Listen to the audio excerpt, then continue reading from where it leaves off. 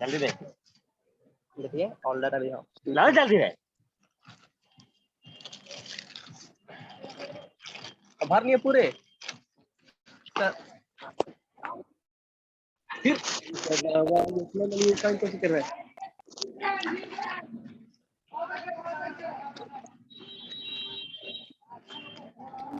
इधर से ऑडियो बंद कर देने म्यूट कर दो बोल तो बोले कि सुन जीते Okay, Japanese language.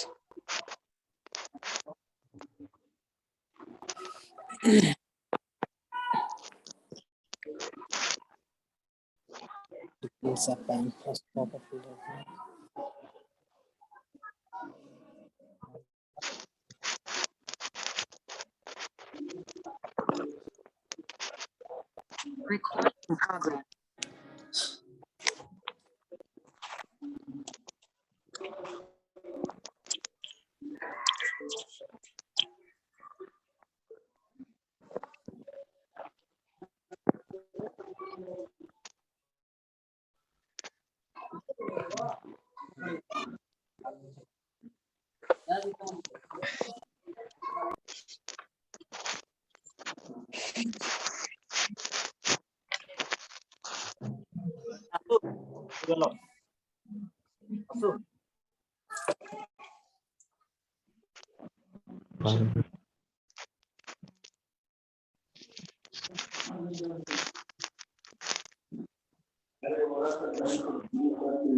Konnichiwa sensei.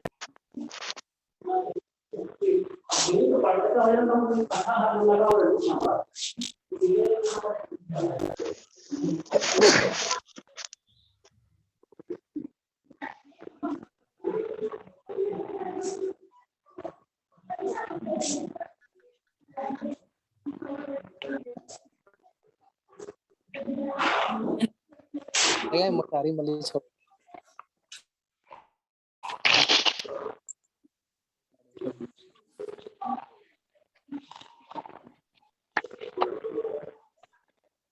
Join होना चाहिए नहीं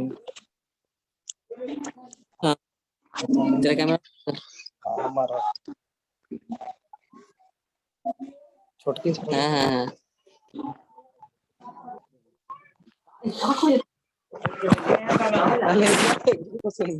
सब मत कर रहे यार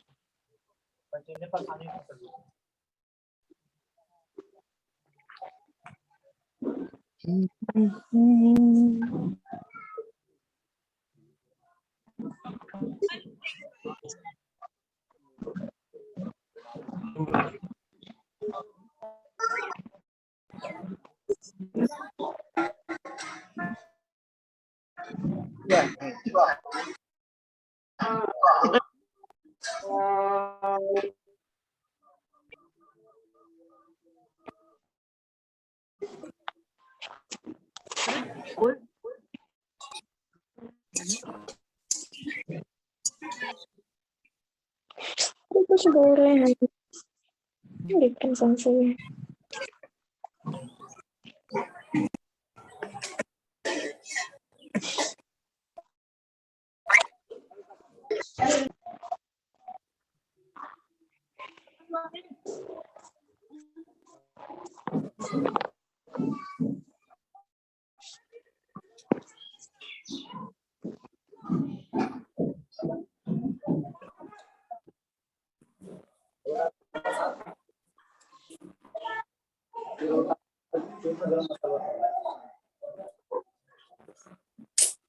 अरे नेवानी पर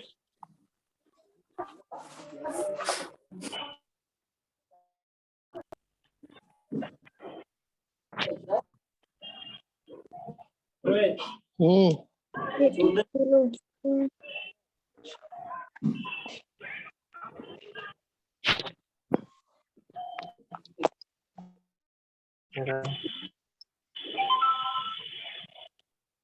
छियासी वर्ष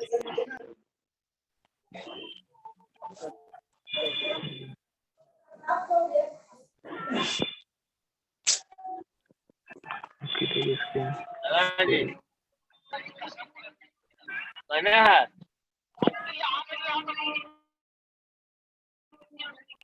にちは先生、あなたの写真は、いい写真を見ています。ありがとうございます。もうちょっと待ってくださいね。みんなもう少し集まります。はい。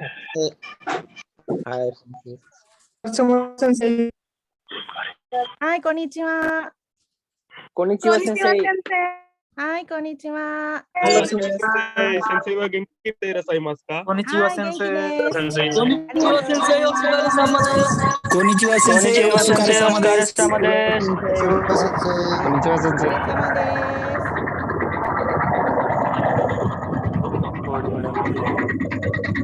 こんにちは、先生。はい、こんにちは。こんにちは、先生。お疲れ様です。こんにちは、皆さん。こんにちは。こんにちは。こんにちは。こんにちは、ゆき先生。はい、こんにちは。こんにちは、先生。こんにちは、先生。はい、こんにちは。こんにちは、先生。はい、こんにちは。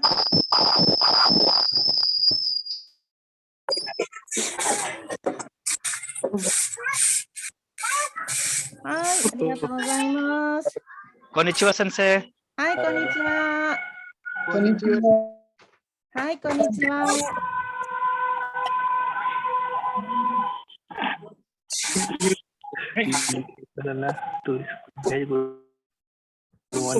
い、じゃあ、ビカッシュ先生入ってますね。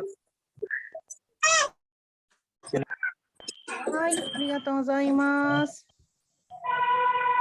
で、はい、こんにちは。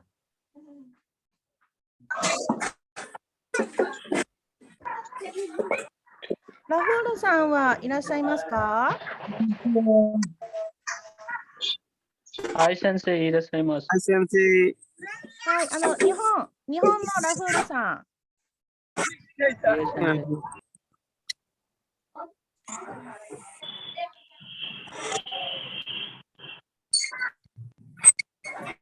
वीडियो नहीं आएगा। あ、日本のラフールさんいらっしゃいますか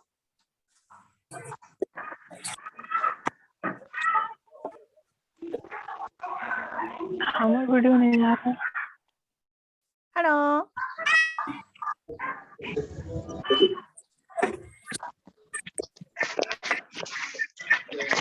हेलो।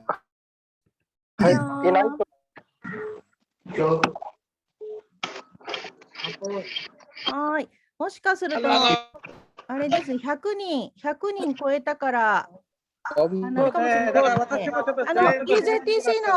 BJTC の先生たちね、近くにいたら、1人だけ入って、あとみんな一緒に見てもらえますか？はい、先生、わかりました、先生。はい、リカス君、出口君、近くにBJTC の先生たちいたら一緒に見てください。はい、先生。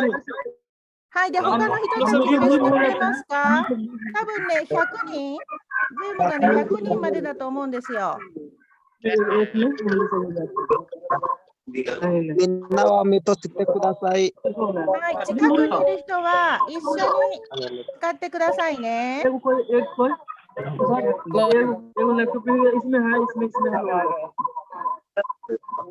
リングしてるからね、多分ね、近くにいるでしょう。皆さん、目としてください。一緒にいる人は、一つで見てください。一つの携帯かパソコンで見てください。いいですか？はい、先生、いいです。はい。よろしくお願いします。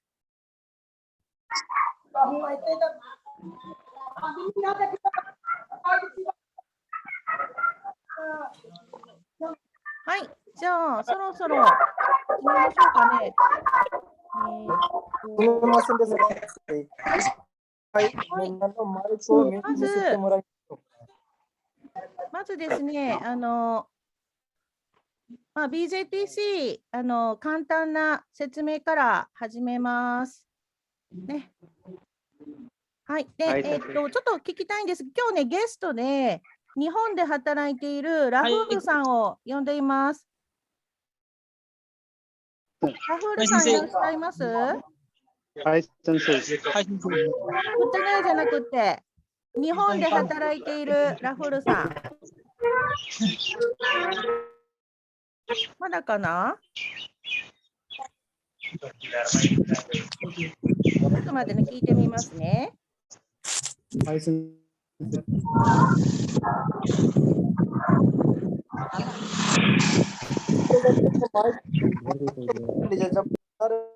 はい、そうですね。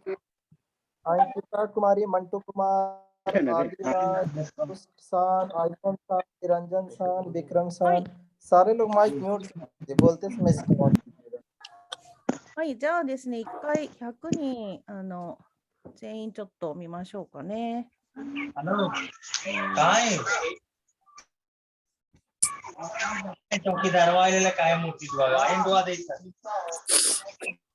はい、皆さん、ありがとうございます。はい、先生。はい、先生。ありがとうございます。はい、ありがとうございます。あ、ラフールさんね、今、来てくれました。はい、じ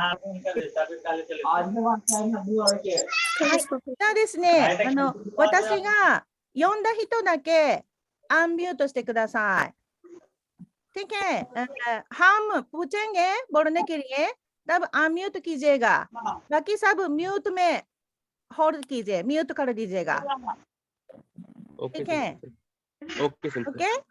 समझ गए? はい、先生。はい、先生。はい、先生。じゃあですね、まず、ラフールさん、はい、先生。はい、よろしくお願いします。はい、先生。はい、よろしくお願いしまはい、す。よろしくお願いします。ですおね、久しぶりですね、先生。お久しぶりです。はい。आज गेस्ट है हम लोग का राहुल जी है, बीजेटीसी के सीनियर स्टूडेंट है। तो राहुल जी है अभी TITP के थ्रू जापान में काम कर रहे हैं।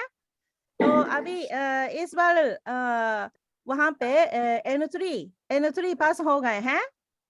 ठीक है, तो इनका जो एक्सपीरियंस थोड़ा 5 मिनट सुनना चाहते हैं।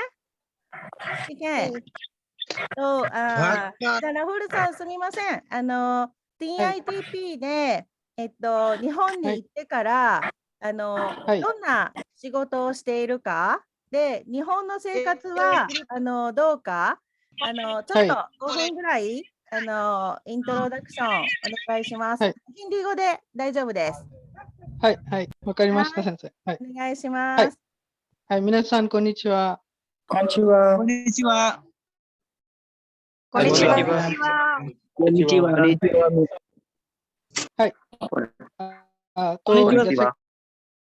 こんにちは、先生。こんにちは、先生。はい、こんにちは、先生。हेलो।はい、今ね、ラフールさん、バートカレンとバキログミュートから DJ が。バトルとミュート。はい、じゃあラフールさん、お願いします。はい、先生。हाँ, तो सब लोग सुन पा रहे हैं? हाय। हेलो। जी हाँ। जैसा कि मैम ने बताया, मैं अभी जापान में हूँ। मेरा नाम राहुल है। मैं TITP प्रोग्राम, सब लोग अपना माइक म्यूट कर लो प्लीज। कनेक्ट नहीं, एक बार म्यूट कर ले सब।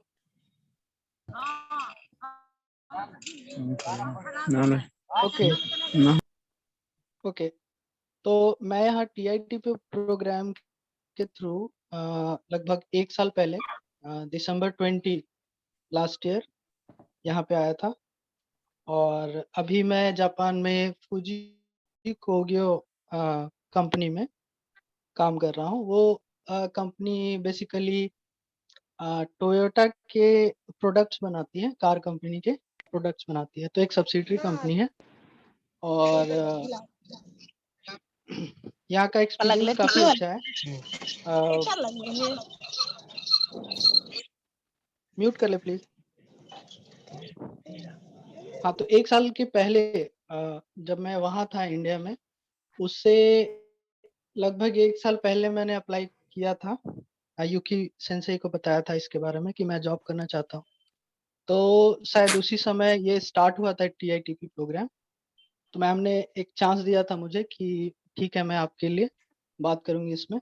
और मैंने उस समय वो अप्लाई किया था TITP। तो उस प्रोग्राम के थ्रू ये कंपनी थी मेरी। और हालांकि मुझे आना था जून या जुलाई में ही आ जाना था, बट कोरोना के कारण आप लोग जानते ही होंगे कितना लेट हुआ है। तो उसी कारण से ये प्रोग्राम थोड़ा लेट हुआ और फाइनली मैं दिसंबर में आया यहाँ पे। और उस समय से मैंने काम करना शुरू किया। यहाँ का लाइफ के बारे में बात करें तो काफ़ी अच्छा है। काफ़ी इजीली आप यहाँ सरवाइव कर सकते हैं। हाँ, थोड़ा टाइम लगता है क्योंकि यहाँ का लाइफ और वहाँ का लाइफ में काफ़ी डिफरेंस है। बट यहाँ का लाइफ मुझे काफ़ी पसंद है पर्सनली, क्योंकि यहाँ पे बहुत कुछ है जो करने को है। काम के साथ साथ बहुत सारी अपॉर्चुनिटी है जो आप साथ साथ कर सकते हो, काम के साथ साथ भी। और यहाँ की कंपनी के बारे में आप लोग को कोई सोचने का जरूरत नहीं है। कोई भी कंपनी हो, सब में आप काम इक्वली अपॉर्चुनिटी के साथ कर सकते हो। जापानीज लोग यहाँ पे काफी सपोर्टिव होते हैं और हर काम में आपकी मदद करेंगे। बस आप लोग को अपना डेस्टिनी डिसाइड करना होगा कि आप किस कंपनी में जाना चाहते हो। TITP में भी बहुत सारी कंपनी ऐसी है जो आप अपने अनुसार चूज कर सकते हो कि आप किस फील्ड में जाना चाहते हो। बाकी ये एक ट्रेनी प्रोग्राम है, इसमें चिंता ये नहीं करना आपको कि काम कैसा है, क्योंकि ट्रेनिंग के दौरान आप लोग 3 साल या 2 साल या 1 साल जितना भी रहोगे, उस दौरान आप बहुत कुछ सीखोगे यहाँ से, जो एक्सपीरियंस मिलेगा आपको। और साथ साथ आप लोग N4 करके आओ या N3 करके आओ, उसके बाद जो एक्सपीरियंस गेन होगा, आगे यहाँ पढ़ाई भी कंटिन्यू कर सकते हो। और आगे जब आपका कॉन्ट्रैक्ट खत्म हो जाएगा तो आगे और अच्छी कंपनी में जाने का अपॉर्चुनिटी आपको यहाँ पे मिल सकता है। तो बस अभी 1 साल हुआ है मेरा यहाँ पे और 2 साल और है। मैं काफी फॉरवर्ड हूँ इस कंपनी के लिए और बहुत अच्छी कंपनी है मेरी। और ये प्रोग्राम काफी अच्छा है, जैसा कि आप लोग पहले से कुछ जानते होंगे या नहीं जानते मुझे नहीं पता, बट ये प्रोग्राम काफी अच्छा है मेरे लिए। तो पर्सनली बहुत अच्छा है क्योंकि मैं इंडिया में ऐसा जॉब कभी नहीं कर सकता था। थैंक यू युकी सेंसेई का जो अपॉर्चुनिटी मुझे मिला इसके कारण। So yes, thank you मैम।はい、ありがとうございます。はい。はい、ありがとうございました。ね、ラフールさん、本当に、日本でね、一生懸命、頑張っていらっしゃいます。で、歌がね、すごく上手でね、日本の歌ね。ありがとうございました、先生。ね、ね、BJTC、まあ、前はね、BNC でしたけど、ね、BJTC で、よくね、フェスティバルしたときに、日本語の歌を、歌ってくれました。ね、本当に、ありがとうございます。はい。じゃあ、忙しい中、本当にありがとうございました。はい。じゃあ、セミナー始めますので、ラフルさん、ありがとうございます。ありがとうございました、先生。はい、ありがとうございます。今料理を作ってるから。そうかそうか、どうぞどうぞ。続けてください、お料理。はい、ありがとうございます。はい、聞いています。はい。はい。तब seminar start करते हैं। の人がね、並んでるから、100人以上はこれに参加できないので、そうそうそうそう。そうなんですよ。いろんなリクエストが入ってきて、うん。レコーディング仕してるので、方なくて、まあ、100人だけということになってる。ズームがね、100人までなんですよ。で、レコーディングしてるので、後で YouTube にアップします。そうです。そうしましょう。はい。そうしましょう。はい。はい。いいですか？はいはい。じゃあですね、はい、始めます。はい。じゃあ、まず、तब देखिएगा अभी हिंदी में बात करते हैं। तो अभी आप लोग को दिखाई दे रहा है क्या? जो पावर पॉइंट शेयर कर रहे हैं? Yes ma'am. हाँ, वर्क इन जापान लिखा हुआ है ना? Hi hi. Ma'am, hi ma'am. Hi. Okay. तब अभी थोड़ा एक्सप्लेन करते हैं।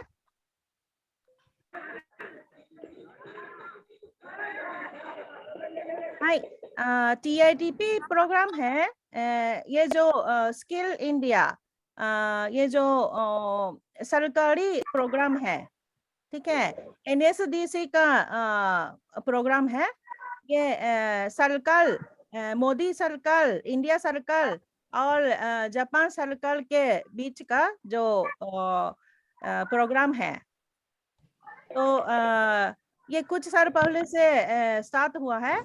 तो इसमें हम लोग का जो स्टूडेंट लोग भी जा चुके हैं। तब जो ये है ना, मोदी जी और जो कुछ साल पहले तक आबे जी थे, जो वहाँ का प्राइम मिनिस्टर, अभी मिस्टर किसी हो गए हैं। फिर ये इंडिया जापान से जो कॉन्ट्रैक्ट हुआ TITP के, ठीक है।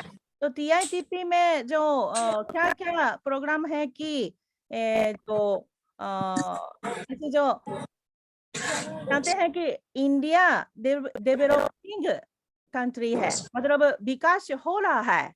अभी पूरी तरह से विकास नहीं हुआ है, कहीं कहीं विकास हो रहा है। तो जापान, अमेरिका जैसा जैसा जगह है जो पूरी तरह से डेवलप हो चुका है, तो वहाँ का स्किल को सीखकर फिर अपना देश में वापस आकर अपना देश का विकास के लिए मदद करना है, यही मकसद है, ठीक है। तो इस प्रोग्राम में जो TITP प्रोग्राम में ये 3 साल के लिए आप लोग जापान जाकर टेक्निकल स्किल सीखना पड़ेंगे। और ये जापान के बारे में है, कुछ आप लोग जानते होंगे। जापान के बारे में तो फिर कभी फिर अच्छा से बात करते हैं। अभी थोड़ा सा ये जो जापान का मैप है, नक्शा है, ठीक है। पॉपुलेशन इतना बिहारी के पॉपुलेशन के जितना है। और वहाँ का मौसम है सबसे गर्मी समय में 35 जितना है सबसे गर्मी, और सबसे ठंडा समय में कभी कभी माइनस हो जाते हैं। ये जापानी खाना है, जापानी खाना, ये जापानी मिठाई है। फिर जो जापानी कंपनी है ना, सिर्फ जो जापान में ही नहीं, इंडिया में बहुत सारा आ चुके हैं, ठीक है। तो ये कुछ साल पहले का इंफॉर्मेशन है और अभी बढ़ गया है। तो इतना जापानी कंपनियां हैं जो हर जगह पे है। ये भी है जो इंडिया में कितना जापानी कंपनी है,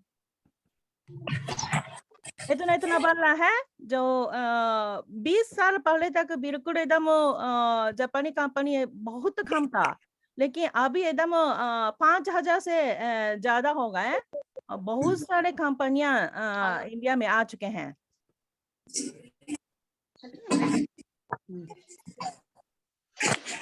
और जहां है जो जापान इंडस्ट्रियल टाउन जो है बना चुके हैं, ठीक है। तो जैसे गुजरात में है, राजस्थान में है, हरियाणा में है, यूपी में है, एमपी में है, आंध्र प्रदेश में है, तमिलनाडु में है, महाराष्ट्र में है, कर्नाटक में है। बिहार में सिर्फ नहीं है, बिहार में क्योंकि उस समय का जो नीतीश सीएम थोड़ा मोदी जी से अलग थे, अभी फिर से जुड़े हैं, लेकिन उस समय अलग थे तो बिहार का नाम नहीं आया था इसमें। लेकिन जहाँ जहाँ पे है जो जापानी इंडस्ट्री जो है, बहुत सारे वहीं पे अपना फैक्ट्री बना चुके हैं। तो उसमें फेमस हो रहा है ये जो जापानी लोग हैं, बहुत सारे वहीं पे जाकर काम करते हैं। राजस्थान में है। जैसे कि जापानी कंपनी कैसा कैसा होता है, जो कांसाई नेरोलैक जो पेंट वाला कंपनी है, ये भी जापानी कंपनी है। और शार्प है, ये भी जापानी कंपनी है। और कैनन है, ये भी जापानी कंपनी है। और कासियो जापानी कंपनी है, ये भी। फिर डाइकिन, ये जो एसी का कंपनी है। और फिर जो ये यामाहा, ये भी जापानी कंपनी है। हाँ, फिर फुजित्सु में एक हम लोग का जो स्टूडेंट है वहाँ काम करते हैं चेन्नई में, फुजित्सु का फैक्ट्री में।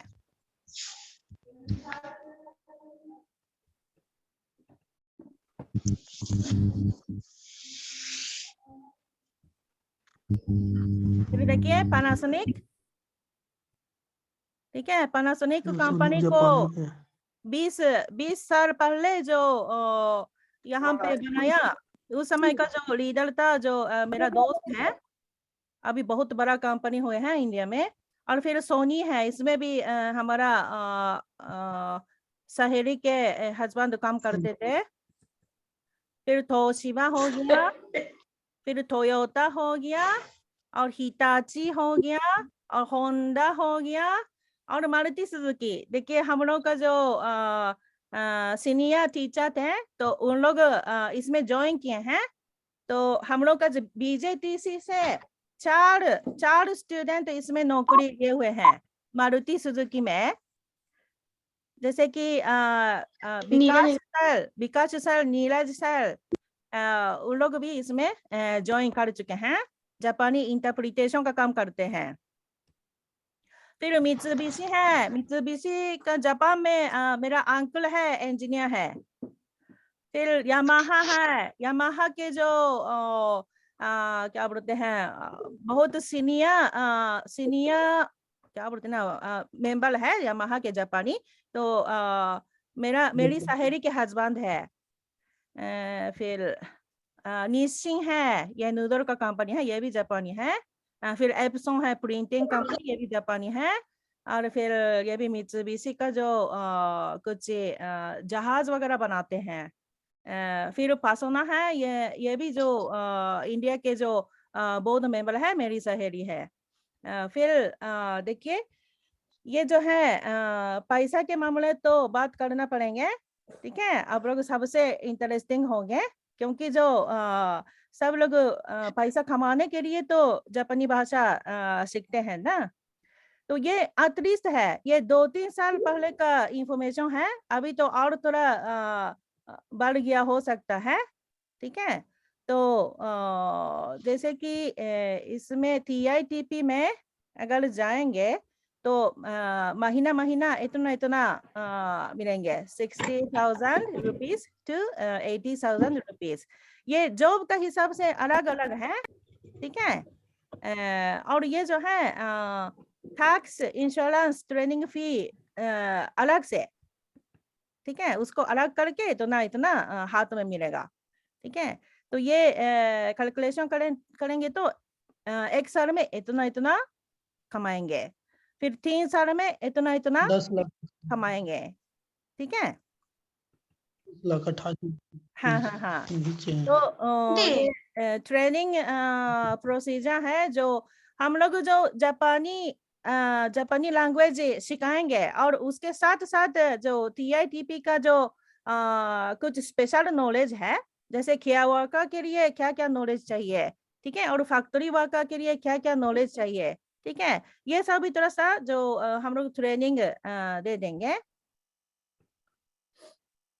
फिर ये कंपनी कंस्ट्रक्शन कंपनी में ये TITP का काम है, कंस्ट्रक्शन कंपनी में काम करेंगे। ठीक है, इसमें थोड़ा सा पैसा ज्यादा मिलता है, ठीक है, लेकिन जो बहुत टफ काम है, इसमें जाने के लिए बिल्कुल आर्मी जैसा शरीर होना चाहिए। ठीक है, बिल्कुल जो आप लोग को अपना शरीर को, जैसे इंडियन आर्मी में टेस्ट कैसा होता है, बहुत लंबा दौड़ भी होता है ना, बहुत सारा ट्रेनिंग होता है, तो उसी तरह शरीर बना के इसमें ट्राई कीजिएगा।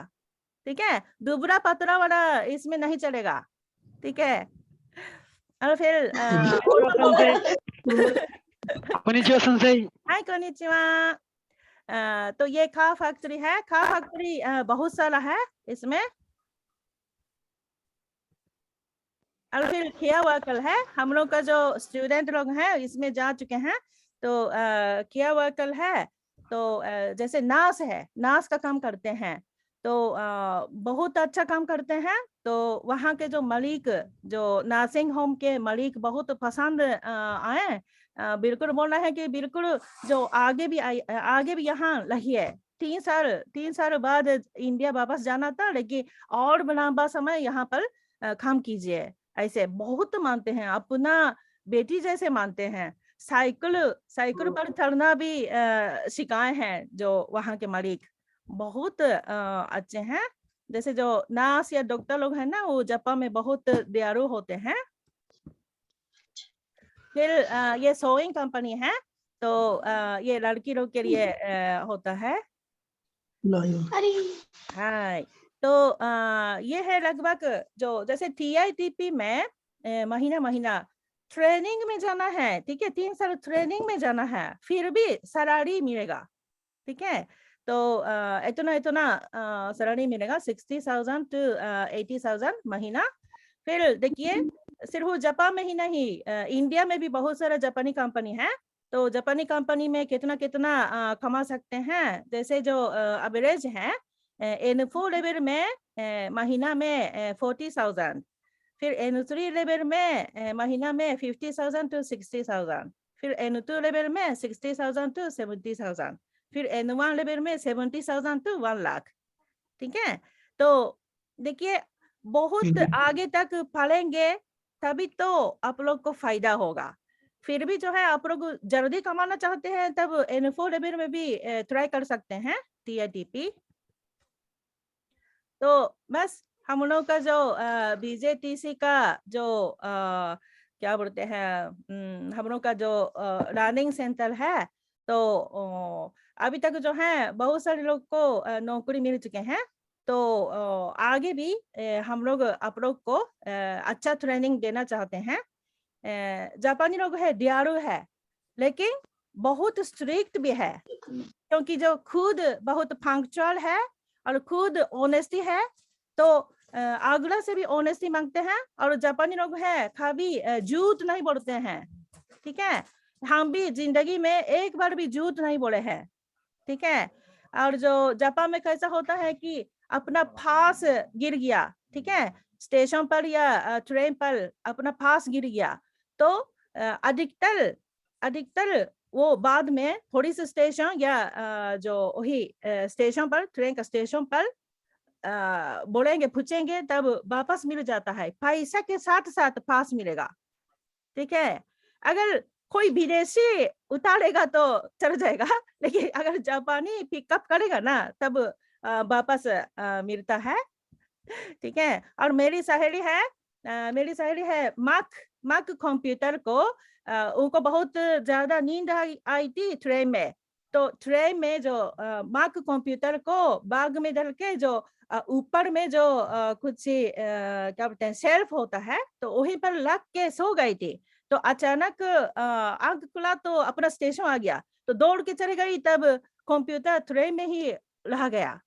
तब बाद में 2-3 घंटा बाद फिर स्टेशन पर वापस मिल गया कंप्यूटर। ठीक है, ऐसा देश है जापान। ठीक है, जो तुम लोग बिल्कुल जो जापानी कल्चर को अच्छा मानते हैं तो वहां पर काम कीजिए, लेकिन जापानी लोगों को पागल है, बेवकूफ है ऐसे समझ कर मत जाइएगा, ठीक है।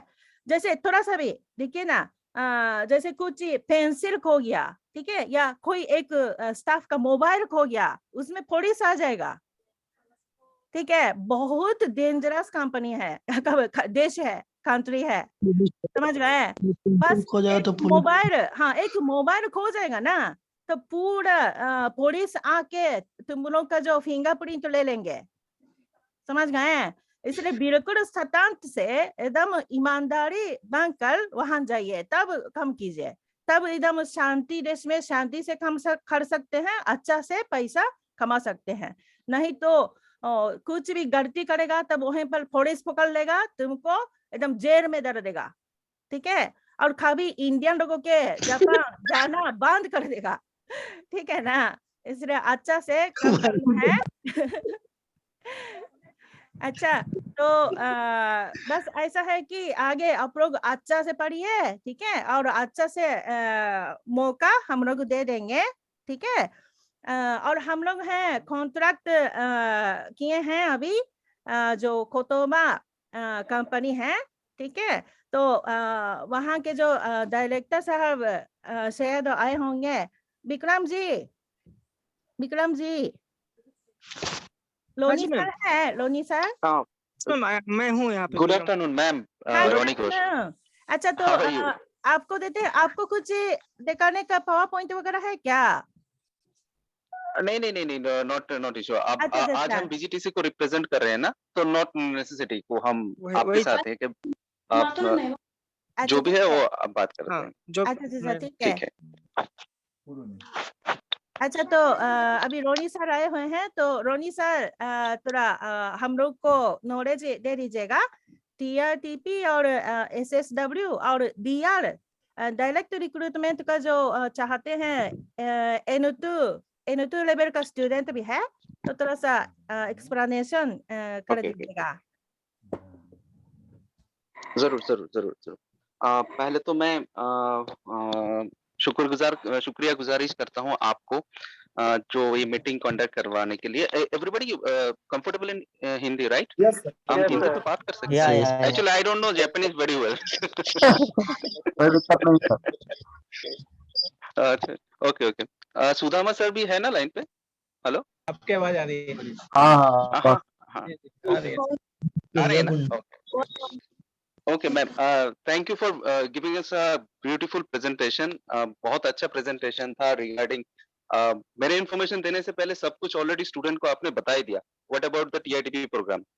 तो मैं स्टार्ट करता हूँ वहां से जहां से मैडम ने स्टार्ट किए हैं, कि आप जापान में जा रहे हो पर्पस और अपना फ्यूचर और सब कुछ मिला के क्या करना है वहां पे जाके। तो जापान इंडिया का रिलेशन स्टार्ट होता है यहाँ से नहीं। अगर हमें लगता है कि 10 साल 15 साल से ये स्टार्ट है, ये गलत है। जापान स्टार्ट होता है हम लोग फर्स्ट वर्ल्ड वॉर के आगे से, जहां से आपको सबको पता है नेताजी सुभाष चंद्र बोस ने जापान में जाके आजाद हिंद फौज का एक चंद्रकांत बोस के थ्रू से एक ये हुआ था, राइट? सबको नॉलेज है वो चीज। तो वहां से स्टार्ट होता है। देन 1982 में आता है मारुति सुजुकी। वहां से क्या होता है ना, कोलैबोरेटिव हम जॉइंट पार्टनर हो जाते हैं, जापान के साथ एसोसिएट करते हैं कि अपने इंडिया को कैसे कैसे डेवलप किया जाए। दैट पार्ट ऑफ द ये हम लोग का इकोनॉमिकल पार्ट है, जो हिस्ट्री है वो हम पार्ट रखते हैं। अभी आज के दिन पे आज का टॉपिक है कि TITP, SSW और DRP। तो हम लोग अभी BGTC को प्रेजेंट कर रहे हैं और BGTC बहुत अच्छे काम कर रहे हैं बुद्ध गया पे, और ये देख के हमें बहुत बहुत अच्छा लगता है कि यूकी सेंसेई और सुदामा सर के जैसे इतना एक्सपीरियंस पर्सन है जो आप लोगों के गाइडेंस करने के लिए है। क्योंकि ज्यादा से ज्यादा के मार्केट में क्या होता है ना, कोई गलत तरीके से प्रेजेंटेशन करते हैं, चीजों को एक मिसगाइड करते हैं। But Yuki sensei and Sudama ji, they are the most experience person and beautiful person that I think आपको बहुत अच्छे गाइडेंस और नॉलेजेबल पर्सन मिल गया। हेलो मैम, आ रहे हैं ना आवाज ठीक से? हाँ, आ रही है। हाँ, आ रही है। मैडम आ रहे हैं ना? Okay okay okay. अभी हम स्टार्ट करते हैं। मैम ने तो ऑलरेडी सब कुछ बता दिया TITP के बारे में, और मैं वहां से बताता हूँ। TITP प्रोग्राम जो है, मैम ने बोला कि ये NSDC और जापान गवर्नमेंट के थ्रू से ये कोलैबोरेशन पे हुआ है, मैंने Indian government and Japan government के कोलैबोरेशन से 2017 में ये प्रोग्राम स्टार्ट हुआ है, राइट। ये इम्प्लीमेंटेशन पहले से, बहुत पहले से ये था, ये इम्प्लीमेंटेशन होते होते कुछ लीगल फाउंडेशन और ये सब लेके आते आते आप पे 2018 से फुल फ्लेजेड पे चालू हुआ और 2019 में फर्स्ट बैचेस डिस्पैच हुआ और जो भी है हम लोग वहीं से ही स्टार्ट हो मतलब काम करते हैं। अभी टीआईटीपी के अंदर पे सेक्टर्स है आपके 8 सेक्टर्स एक्टिव के हिसाब से काम करते हैं। उसमें क्या क्या सेक्टर्स है? नर्सिंग है पहला, केयर वर्कर जो हम बोलते हैं, ये नर्सिंग नहीं है, केयर वर्किंग होता है।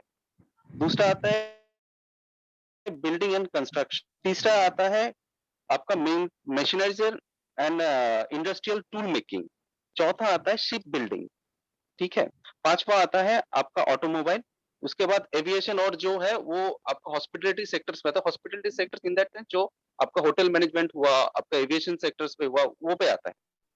और फूड एंड एग्रीकल्चर, ये 8-9 सेक्टर्स को ये लोग टीआईटीपी के अंदर पे कवर करते हैं।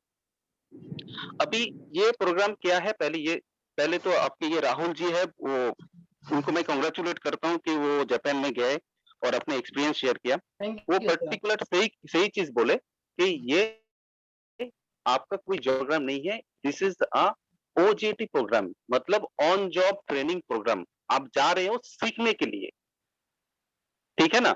सीखने का मतलब क्या है, जैसे स्टाइपेंड होता है ना, हम किसी कंपनी पे जाके स्टाइपेंड की यहाँ पे काम करते स्टाइपेंड मिलता है, बट यहाँ पे क्या है, ये जापान है, आपको सैलरी देते हैं पूरा वहां के हिसाब से, बट थोड़ा कम मिलता है। जो जापान वाले बंदे हैं उनसे थोड़ा कम मिलता है, इसीलिए वो लोग आपके घंटे के साथ सिखाते हुए उसके साथ अकॉर्डिंग हम लोग काम भी किया जाता है। इसलिए ये प्रोग्राम टीआईटीपी प्रोग्राम ओजीटी प्रोग्राम है कि ऑन जॉब ट्रेनिंग प्रोग्राम बोल के होता है ये। इसमें आपका 3 साल प्लस 2 साल, टोटल 5 साल आप वहां पे काम कर सकते हो। मिनिमम 1 साल से स्टार्ट होता है, 3 साल तक जाता है और 5 साल तक, इससे ज्यादा वो एक्सटेंड नहीं होता। सैलरी और ये स्ट्रक्चर तो मैम ने बहुत अच्छी तरीके से समझा दिया, वो मुझे रिपीटेड करने की कोई जरूरत है नहीं, ठीक है। और दूसरा चीज आते हैं कि यहाँ पे आपका क्या लगता है, लैंग्वेज यहाँ पे स्टार्ट होता है, जो बेसिक रिक्वायरमेंट्स होता है ना, एक होता है स्किल ट्रेनिंग आपका जरूरत होता है और दूसरा आता है लैंग्वेज। स्किल किस लिए पता है कि मान लीजिए ये वोकेशनल ट्रेनिंग होता है, वोकेशनल ट्रेनिंग मतलब आईटीआई बंदे हो या फिर अपने टेक्निकल एंट्रेंस बंदे होते हैं ना, उनके लिए ये प्रोग्राम सजाया गया जाता है। तो ये बेसिक चीज रहता है कि आपका लैंग्वेज एक पार्ट रहता है, जो मैंडेटरी, जापान में आप जाओगे तो आपको कम्युनिकेशन करना होता है ना, किसी भी कंट्री पे जाओगे तो कम्युनिकेशन पर पार्ट होता है, तो आपको लैंग्वेज पहले सिखाया जाता है, यहाँ पे मैंडेटरी हो जाता है कि मिनिमम N4 से N5 से स्टार्ट होता है आपका N3 अप टू, ठीक है। तो ये क्राइटेरिया रहता है टीआईटीपी का, फर्स्ट क्राइटेरिया ये। और सेकंड क्राइटेरिया आता है आपका स्किल्ड। मान लीजिए आप होटल इंडस्ट्री पे जाना चाहते हो तो आपको होटल इंडस्ट्री की रिगार्डिंग आपको एक्सपीरियंस होना चाहिए या फिर आपका डिग्री होना चाहिए। और आपका जरूरत होता है, मान लीजिए आप ऑटोमोबाइल सेक्टर पे जाते हो, वहां के तरीके से आपको सर्टिफिकेशन और नॉलेज रखना पड़ता है। आप अगर मान लो कि हॉस्पिटलिटी अदर सेक्टर्स पे जाना, केयर वर्कर के, तो केयर वर्कर की वर्किंग का, नॉट नर्सिंग का, केयर वर्किंग के ऊपर ट्रेनिंग होता है, वो आपको लेना जरूरी होता है।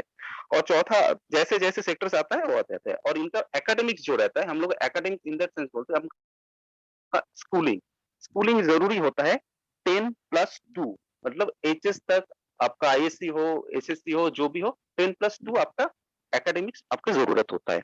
ये रहा टीआईटीपी का ओवरऑल प्रोग्राम। अभी आते हैं, जापान गवर्नमेंट ने टीआईटीपी चालू होते होते एक और प्रोग्राम लॉन्च किया जिसको कहते हैं एसएसडब्ल्यू। वो क्या होता है, स्पेसिफिक स्किल्ड वर्कर, ये ट्रेनिंग आता है। इसमें थोड़ा अपग्रेडेशन होता है ये स्पेसिफिक स्किल्ड वर्कर के हिसाब से। इसमें क्या होता है कि आपके पर्टिकुलर सेक्टर पे आपका मिनिमम, जैसे मान लीजिए कि आपका स्किल का नॉलेज है, आपका लैंग्वेज मान लीजिए आपके यहाँ पे नॉलेज है N4 तक, वहां पे मांगते हैं, उसके ऊपर आपको वहां पे जाके एक एग्जाम होता है जो कि स्किल के ऊपर होता है, वो आपको क्लियर करना होता है, देन आफ्टर दैट आपको वहां पे मूव किया जा सकता है।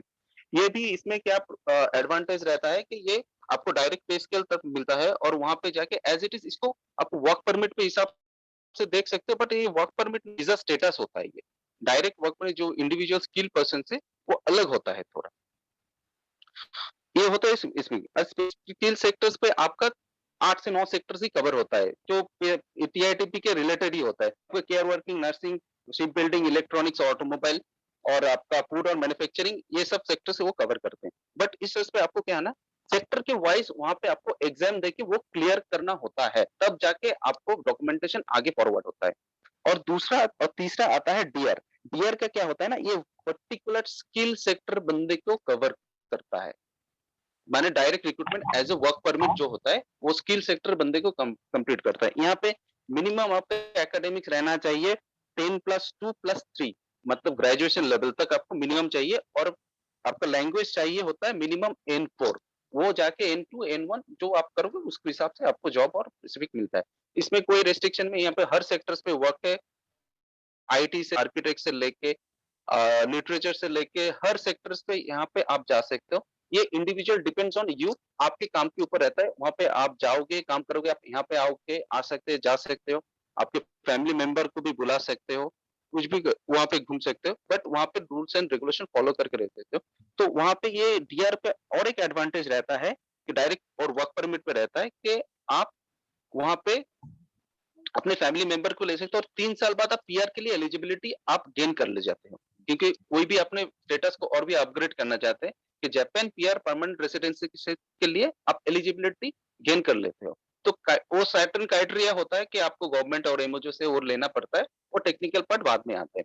ये एक ओवरऑल ओवरव्यू है सारे चीजों का। अभी आप आपके हिसाब से बोलो क्या क्या क्या जानना चाहते हैं। विक्रम जी आप कुछ बोलना चाहते हैं? हेलो। नहीं बस मैं कुछ नहीं सर, मैं नॉर्मली बस एक ही बात बोलूंगा कि अभी जितना भी है सारे लोग मेरे लाइक ब्रदर एंड सिस्टर है, तो यहाँ पे जितना भी मोर देन 100 कैंडिडेट वो बच्चे लोग जुड़ चुके हैं, साथ में है मैम है, आप है। तो मैं भी एक्चुअली एक मैम का ही स्टूडेंट हूँ और वहां से ही पढ़ाई किया हूँ, ठीक है। तो हम सब लोग को बस एक ही चीज बोल सकते हैं कि आप लोग जहाँ पे भी पढ़ाई कर रहे हो, मतलब बीजेटीसी में, वो इंडिया का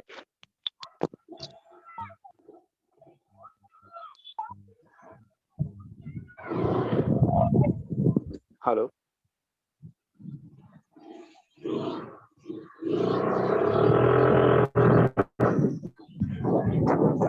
बेस्ट इंस्टीट्यूट सर है, तो ये सब की मदद से अभी यहाँ पे बच्चे जो है N1 तक पढ़ाई करते हैं, और साथ साथ अभी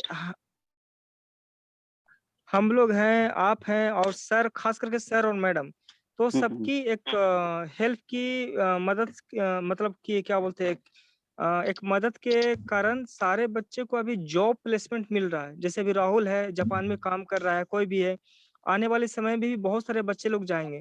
तो एक ये मैं एक ही कि आप लोग जितना भी पढ़ रहे हो, बहुत अच्छा जगह पे पढ़ रहे हो, और आगे पढ़ो, और मैम का जो क्या बोलते हैं, एक जो फिलोसफी है, जो मार्गदर्शन है, उसको फॉलो कीजिए।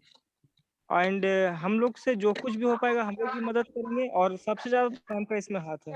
इससे ज्यादा मैं क्या बोलूं, क्योंकि मैं खुद वहाँ पे स्टूडेंट, मुझे पता है कि वहाँ पे क्या चलती है, कैसे चलता है। मैं भी पढ़ा हूँ, मैं भी आज मोटा मोटी एक BJTC, Arms India, SC machinery and Suzuki, and last में काम कर रहा हूँ अभी कोतावा में। तो मतलब 4 एक कंपनी में एक जो मैं एक्सपीरियंस लिया, वो कहीं ना कहीं देन था बीजेटीसी का। यहाँ से मैं सीख के ही गया, जो मेरे पास नॉलेज थी, तो आगे काम किया। तो अभी जो हमारे साथ जो जुड़े हुए हैं, वो लोग भी यहीं से सीखेंगे और आगे काम करेंगे। और ये बहुत अच्छा चीज है कि हमारी जो यूकी मैडम है, बोधिया में इतना अच्छा चीज प्रोवाइड कर रही है, तो सब लोगों के लिए अच्छा चीज है। यस।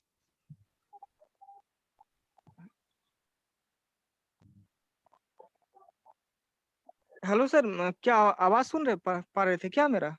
हाँ मैं आ रहा हूँ। यूके मैम आप है क्या लाइन पे? हेलो। हाँ हाँ हाँ पता नहीं। हेलो। हाँ, मैं हूँ यहाँ पे। हाँ मैम। प्लीज मैं ये मैम सुदामा सर, ये एक ओवरऑल व्यू है। अभी देखिए, अभी बच्चों के पास क्या क्वेश्चन आता है आप एक एक करके पूछ सकते हो, उसका क्या रिक्वायरमेंट। मैम तो आधा कवर कर ही दिया है उसमें, और हमें कोई बोलने की जरूरत है नहीं। जो प्रेजेंटेशन में सब कुछ है वहाँ पे, तो इससे बाहर कुछ है ही नहीं, और कुछ है ही। अच्छा, तो जो बच्चा क्वेश्चन करना चाहते हैं, तो सबसे पहले जो पूछना चाहते हैं, जैसे एनुटो क्लास का स्टूडेंट है ना, ठीक ठीक है, इन हाँ। स्टूडेंट है, ये लोग कुछ पूछ सकते हैं क्या? पूछना चाहते हैं हाँ क्या? जरूर जरूर, हाँ श्योर श्योर श्योर। मैम हाँ, कौन है? दानिश जी भी होंगे, आरिफ जी है क्या? साइफ जी है?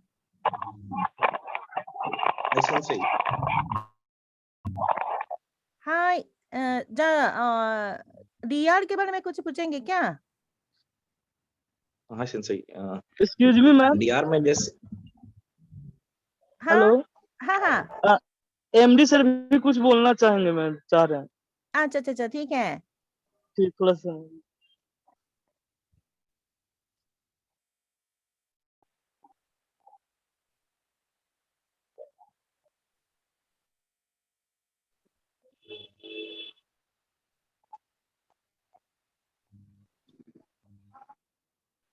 एमडी साहब म्यूट में है। सर आपकी आवाज नहीं आ रही है।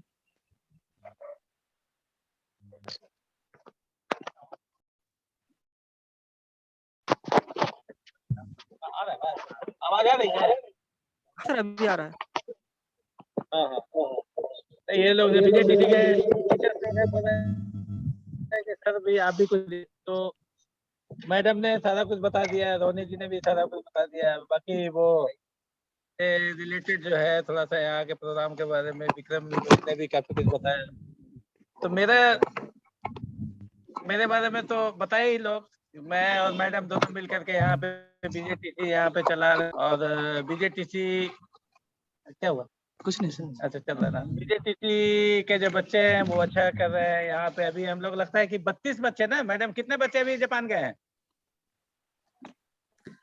ऐसे एग्जैक्ट काउंटिंग नहीं किए हैं, लेकिन जो उतना मैं बताऊं होंगे। क्या मैम?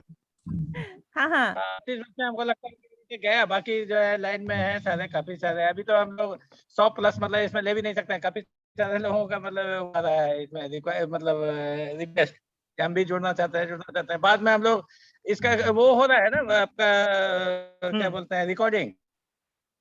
हाँ, तो रिकॉर्डिंग हम लोग फिर हाँ। यूट्यूब पे डालेंगे, ये यहाँ पे हाँ बुला करके सबको फिर वो बता देंगे, सबको डिस्प्ले कर देंगे। तो सबसे बड़ी बात है कि यहाँ पे बीजेटीसी जो चल रहा है, बीजेटीसी एंड हमारा जो है एक सूर्य भारती स्कूल भी हमारा पीछे से आ रहा है साथ साथ। जी सर। तो सूर्य भारती स्कूल के जो बच्चे हैं वो हमारे जो है वो उसमें विक्रम भी है, और बाकी हमारे जो अभी टीचर्स हैं और पहले के भी टीचर्स थे यहाँ से, अभी सुजुकी और फुजित्सु वगैरह जो ज्वाइन किए हैं वो लोग भी यहीं के थे। तो एक बड़ी अच्छी बात है कि हमारे यहाँ के जो प्रोडक्ट हैं ये एक अच्छा नाम कमा रहे हैं यहाँ से, और आगे भी हमारी उम्मीद भी और शुभकामनाएं भी हैं कि अच्छा करेंगे ये। और साथ साथ रोनी जी का ये जो कुतुबा राजेश जी हैं और इनका जो ग्रुप है, उनके ग्रुप हम लोग एक कोलैबोरेशन बनाए हैं, ताकि जितना जो जो हम लोग कर पाते हैं यहाँ पे ग्राउंड लेवल पे, हम लोग करके एक अच्छा प्रोडक्ट इनके जिम्मा करें, और ये आगे जो है उसको प्लेसमेंट के लिए हमारी मदद करें। तो सबका इसमें भला है। और जितने पेरेंट लोग सुन रहे हैं, मैडम ने तो काफी कुछ बताया जापान के कल्चर के बारे में, और आप लोग बहुत लकी हैं जो भी यहाँ सिंसियर बच्चे जो हमारे हम लोगों से बीजेटीसी से या सूर्य भारती से जुड़े हुए हैं, एमईए से जुड़े हुए हैं। एमईए एजुकेशनल एकेडमी हम लोगों का रजिस्टर्ड नेम है। तो जो भी जुड़े हुए हैं, जो सिंसियर लोग हैं, उनको एक सबसे बड़ी अच्छी बात क्या है कि मैडम का एक साथ मिल रहा है, मैडम का एक जो है गाइडेंस, एक जापानीज का गाइडेंस मिलना और एक जापानी इंस्टीट्यूट में पढ़ना, दोनों में बहुत फर्क है। तो सबसे बड़ा फर्क ये है कि एक जापानी क्या आपसे रिक्वायर्ड है जापानी के कंपनी को, और एक जापानी कल्चर को आपको कैसे वहाँ पे एडेप्ट करना है, और कैसे आप वहाँ पे जापानी के साथ में रह करके एक अच्छे माहौल में आप रह सकते हैं। तो वो यहाँ पे जो बच्चे हमारे साथ में यहाँ पे बीजेटीसी के हैं, हम बहुत ही लकी हैं कि यहाँ पे मैडम को देख करके, हम लोगों को देख करके एक वर्किंग स्टाइल, एक अपना तरीका है एक सोचने का, एक जो है पंक्चुअलिटी। सबसे बड़ी बात है जापान में पंक्चुअलिटी, क्योंकि समय जो है वहाँ पे बहुत इम्पोर्टेंट है। टाइम इज मनी, इसलिए वहाँ कहा जाता है कि टाइम जो है, टाइम से पहले आपको जाना है, टाइम से पहले आपको जो है काम नहीं छोड़ना है। टाइम हो जाए तब भी आपको जो है मतलब ये आपको दिखाने की वहाँ पे जरूरत नहीं है, वहाँ पे वर्क एफिशिएंसी आपकी में कह सकते हैं, कार्य क्षमता जो है वो आपका जितना वॉल्यूम ऑफ वर्क आपने परफॉर्म किया वो बता देता है। वो देख लेते हैं कि हाँ, जैसे हम आपको एक उदाहरण देते हैं, जापान में क्या होता है, जापान में आप किसी घर में हैं, कहीं पे हैं, किसी फैक्ट्री में हैं, किसी कंपनी में हैं, वो आपका कॉर्नर जो है ना, घर का कॉर्नर है, रूम का कॉर्नर, ऑफिस का कॉर्नर, वहाँ पे जो वो एक उंगली से वो टच करके आपको बता देगा कि हाँ यार ये कितने दिन से सफाई हुआ है, कितने दिन बाद आप जो है इसको सफाई कर रहे हैं, आप सफाई करते हैं कि नहीं करते हैं, आपका एटीट्यूड क्या है, आप अपने इर्द गिर्द में सफाई रख सकते हैं कि नहीं। अभी तो यहाँ पे कोरोना भी चल रहा है, जो भी यहाँ से बच्चे जाएंगे, जब यही सिर्फ कोरोना का इफेक्ट नहीं है, विदेश में भी इफेक्ट है, तो आपको वो सब भी आपको जो है थोड़ा सा ध्यान में रख करके यहाँ से जाना पड़ेगा कि हाँ हम यहाँ से जा रहे हैं तो इंडियन स्टाइल में नहीं वहाँ चलेगा, वहाँ चलेगा कि साफ सफाई और वो समय की कीमत, वो सब कुछ जो है आपको देख करके तभी आप जो है वहाँ पे कुछ अचीव कर पाएंगे। अगर आप चाहते हैं कि 2 दिन में वापस ना आ जाए, हम वहाँ पे साल में जैसे बताया कि 1 साल का प्रोग्राम है, 3 साल का है, 5 साल का है, मैक्सिमम 5 साल, रवनी जी ने भी बताया। अगर 5 साल आपको रहना है तो 5 साल के बातों को दिमाग में रख करके 2 चीज है कि एक पंक्चुअलिटी और दूसरा कि आप साफ सफाई और आपका जो है काम करने का एफिशिएंसी, ये तीनों चीज को आपको एक साथ में जो है रेगुलर आपको रखना पड़ेगा। तो ये सब चीजें हैं। और बाकी जो है बीजेटीसी में हम लोग ऑनलाइन भी क्लास कर रहे हैं, जो मतलब यहाँ पे नहीं आ पा रहे हैं, दूर के लोग हैं, अभी हमारे जापान से भी क्लास यहाँ पे इसमें ज्वाइन किए हमारे पास में, और दिल्ली वगैरह से भी हमारे यहाँ बच्चे हैं जो कि हमारे यहाँ क्लास कर रहे हैं। जैसे है जो थोड़ा टफ है वो अपना वहाँ ठीक है बाहर में रह रहे हैं, लेकिन यहाँ ऑनलाइन क्लास करना चाहते हैं, वो कर रहे हैं। तो बहुत तरह की फैसिलिटी है। हम लोगों ने एक अच्छा कोलैबोरेशन, मोनी जी से बात हुई है खास करके कि यहाँ पे जो है हम लोग चाहते हैं कि किसी से भी यहाँ के बच्चों का उत्थान हो, यहाँ के बच्चे जो है वहाँ जाएं, और उसके लिए हम लोग सतत, हम लोगों का प्रयास है कि हमसे बढ़िया एजुकेशन दें। और रोहनी जी का ये एक मतलब ध्येय है, इनका एक उद्देश्य है कि जितना ज्यादा बच्चे हमारे जापान में जाकर के अच्छा परफॉर्म करें। तो उसके लिए आप लोगों का सिर्फ इतना ही है योगदान, कंट्रीब्यूशन। हम लोग चाहते हैं कि आप बढ़िया से पढ़िए, बढ़िया से मन लगा करके, और एक अच्छा मतलब मैडम का गाइडेंस में, क्योंकि एक जैपनीज, आपको जैपनीज सीखना बहुत ज्यादा इंपॉर्टेंट नहीं होता, या किसी भी देश का लैंग्वेज सीखना। हम भी जैपनीज जानते हैं और भी लोग जानते हैं, लेकिन जैपनीज जानना वो जो है मतलब बेस नहीं होता है किसी देश को जान लेने का। जैपनीज जानने के साथ साथ वहाँ के लोगों के साथ में जब तक आप एकोमोडेट नहीं करेंगे, जब तक आप उनके साथ में एक दूसरे के साथ मिल करके व्यवहार नहीं करेंगे, तो ये उसके बारे में, कल्चर संस्कृति के बारे में नहीं जान सकते हैं। ठीक है, तो वो चीजें हैं जो कि आपको एक लकली, मतलब हम लोग यहाँ पे है, लोग बोल भी रहे हैं, विक्रम ने भी बताया, जैसा विक्रम एक प्रोडक्ट हम लोगों का है सामने जीता जागता कि वो आज है इतना कामयाबी के शिखर पे है। अभी कई बच्चे हमारे यहाँ इनवन करके दूसरे जगहों में आज मारुति सुजुकी और कहाँ अपना कर रहे हैं, कोई एचआर में भी है, कोई कहीं है। बहुत अच्छा लगता है, बहुत सुन करके। हमारे पीछे से भी बच्चे जो आ रहे हैं, जो हमारा सूर्य भारती स्कूल चल रहा है, तो उसके भी जो प्रोडक्ट हमारे आ रहे हैं, तो हम लोग बिल्कुल बचपन से ही हम लोग उनको सिखलाते हैं पंक्चुअलिटी के बारे में, उनको सिखलाते हैं एक अच्छा बिहेवियर के बारे में। और सबसे बड़ी बात है जो जापान के अंदर में जो लागू होता है वो ये होता है, सबसे बड़ा बात जो है जापान के अंदर में वो ये लागू होता है कि आप अपने आप को, हिंदुस्तान का कल्चर जो है कि हम अपने आप को दिखाते हैं, ऐसा नहीं है। वहाँ पे अपने आप को बहुत ही छोटा दिखा करके आपको सीखने की ललक होनी चाहिए, एक जिज्ञासा होनी चाहिए आपको कि हम यहाँ सीखने के लिए आए हैं। आपको जो भी सीखा है, छोटा हो, बड़ा हो, बुजुर्ग हो, औरत हो, मर्द हो, कोई भी आदमी आपको जो सिखा रहा है उसके प्रति आप जो है वो अब्लाइज रहिए, आपका तरक्की होगा। हमारे तरफ से यही है। और दूसरा की मतलब बस मैडम का गाइडलाइन, कोतोबा का गाइडलाइन, हम लोग क्या सरकार के में वहाँ क्या क्या हो रहा है, क्या डेवलपमेंट होंगे, नए डेवलपमेंट, नए आयाम जो जुड़ेंगे, क्या डायमेंशन जुड़ेगा, और क्या चीजें, नई चीजें उसमें जुड़ते जाएंगी, क्या क्या चीज में वहाँ पे रिक्वायरमेंट आती जाएगी, हम लोग आप लोगों को बताते जाएंगे। कोतोबा जो है हम लोगों को वहाँ पे जो है असिस्ट करेंगे, कोतोबा को हम लोग असिस्ट करेंगे, कोतोबा हम लोग एक म्यूचुअल अंडरस्टैंडिंग पे काम कर रहे हैं दोनों। तो इसमें जो है रोनी जी का भी बहुत बड़ा योगदान है, हम लोगों का योगदान है, यहाँ पे विक्रम बैठे हुए हैं उसका भी योगदान है, हमारे टीचर्स हैं उनका योगदान, सबका अपना अपना जो है योगदान है। और आप स्टूडेंट्स जो हैं उनका सबसे बड़ा योगदान ये है कि आप अपने आप को सुधारिए, अपने आप को आगे बढ़ने का मतलब बढ़ने का लायक बनाइए, अपने आप को एकदम खुला दरवाजा, जो मतलब आपको सीख सकते हैं वो जितना सीख सकते हैं वो सीख। जापानी में डूब जाइए, जापानी मतलब खाना पीना जापानी, सोना जापानी, जागना जापानी, सब जापानी। यही आप सोचिए। हमने जापानी सीखा, मैं आपके सामने, मैंने जापानी सीखा खुद अपने सेल्फ स्टडी से।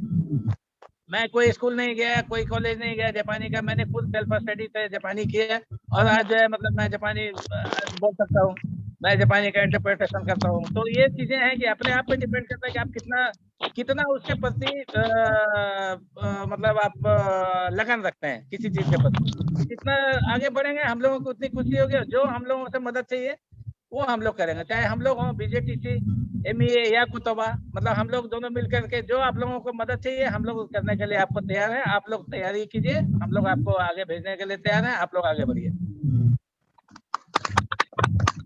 फाइनली सर मैं कुछ बोल सकता हूँ क्या सर? हाँ हाँ बोलिए। मैं फाइनली सारे लोग से बस एक ही चीज बोलूंगा कि जहाँ पे भी आप लोग हो आप खुद को बहुत बड़ा एक लक्की समझो, क्योंकि शायद बता रहा हूँ मैंने देखा हो, मैं आपको ऑनेस्टली बता रहा हूँ कि मैं बीजेटीसी में काम करते करते एक बच्चा जो जेएनयू से था, जेएनयू मतलब आप समझते हो पूरा ऑल ओवर इंडिया का सबसे टॉप लेवल का इंस्टीट्यूशन है वो, तो मैं वहाँ का भी एक बच्चा को पढ़ाया था, सिर्फ एक ही बच्चा को पढ़ाया था, किसी और को नहीं। मोसाई जो अभी आप लोग को जेएलपीटी कंडक्ट करवाती है, मैं उसका भी बच्चा पढ़ाया हूँ, वो भी बीजेटीसी में ही रह के। तो आप लोग लकी समझो, मैडम है, कोतोबा है आपके साथ और बीजेटीसी है, और जैसे सर अभी बता रहे थे कि हम लोग एक कोऑपरेशन में काम कर रहे हैं, तो डोंट वरी, आपका फ्यूचर अच्छा होगा। आप लोग को जहाँ पे भी जिस तरीके से भी मदद चाहिए हम लोग से बोलिए, आप सर से बोलिए, मैम से बोलिए, आपको हर तरीके से मदद किया जाएगा। And you will be very lucky to get a very, आप बहुत अच्छा जॉब आपको मिलेगा, अच्छा लाइफ मिलेगा यहाँ से, इसका मैं आपको बता रहा हूँ आपको सीरियसली। सबसे बड़ी बात क्या है ना कि अगर आपको कहीं पे मान लिया आप जापान चले गए, किसी तरह का कोई ये होता है, तो आपको मैडम भी वहाँ पे है, हम लोग भी है, हमारा एक जो है जापान के साथ में एक बहुत लंबा रिश्ता है। हम 89 से जापान के साथ जुड़े हुए हैं, तो 89 से जुड़े हुए हैं, हमारी मैडम वहाँ पे, हमारे बच्चे भी वहाँ पे। तो किसी तरह का, जैसे हम लोग जापान जाते हैं, कोई बच्चा हमारा है तो हम अपने लिए मसाला ले जाते हैं या कोई चीज खाने का चीज ले जाते हैं, उनको ले जाकर देते हैं, फिर हम लोग जाकर के मिल लेते हैं उनसे। तो इससे क्या होता है कि उनका भी एक हौसला रहता है कि नहीं भाई हम जापान में अगर हैं तो एक हमारे कोई गार्जियन भी पीछे से हैं। ये सबसे बड़ा और प्लस पॉइंट होता है। ये एक कमी कम से कम महसूस नहीं होती एक विदेश में रह करके भी कि नहीं एक हमारे देश का आदमी या हमारे जानने वाला आदमी या हमारा वेल विशर भी यहाँ पे है, ठीक है ना। तो ये एक सबसे बड़ी बात है, आप बीजेटीसी कोतोबा में ये सबसे बड़ी एक खासियत है।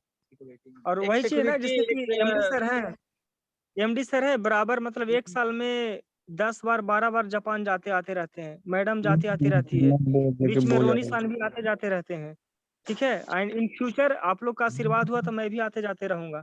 तो ये चीज आप लोग के लिए अच्छा है कि कल के डेट में अगर कुछ जो चीज आप लोग का जरूरतमंद है, सर हम सर हो गए, रोनी सर हो गए, मैम हो गए, सारे लोग मिलके आपका मदद करेंगे। सो डोंट वरी, आप बहुत अच्छे जगह पे हो।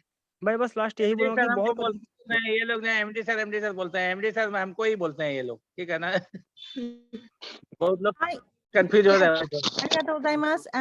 トラさん、アビナ。 हाँ, आलिया तो बोलो। はい。 हाँ, अब इनसे जापान पूछ लीजिए क्या सुनिए ना, कहें। थोड़ा सा सुनिए ना, थैंक यू सो मच।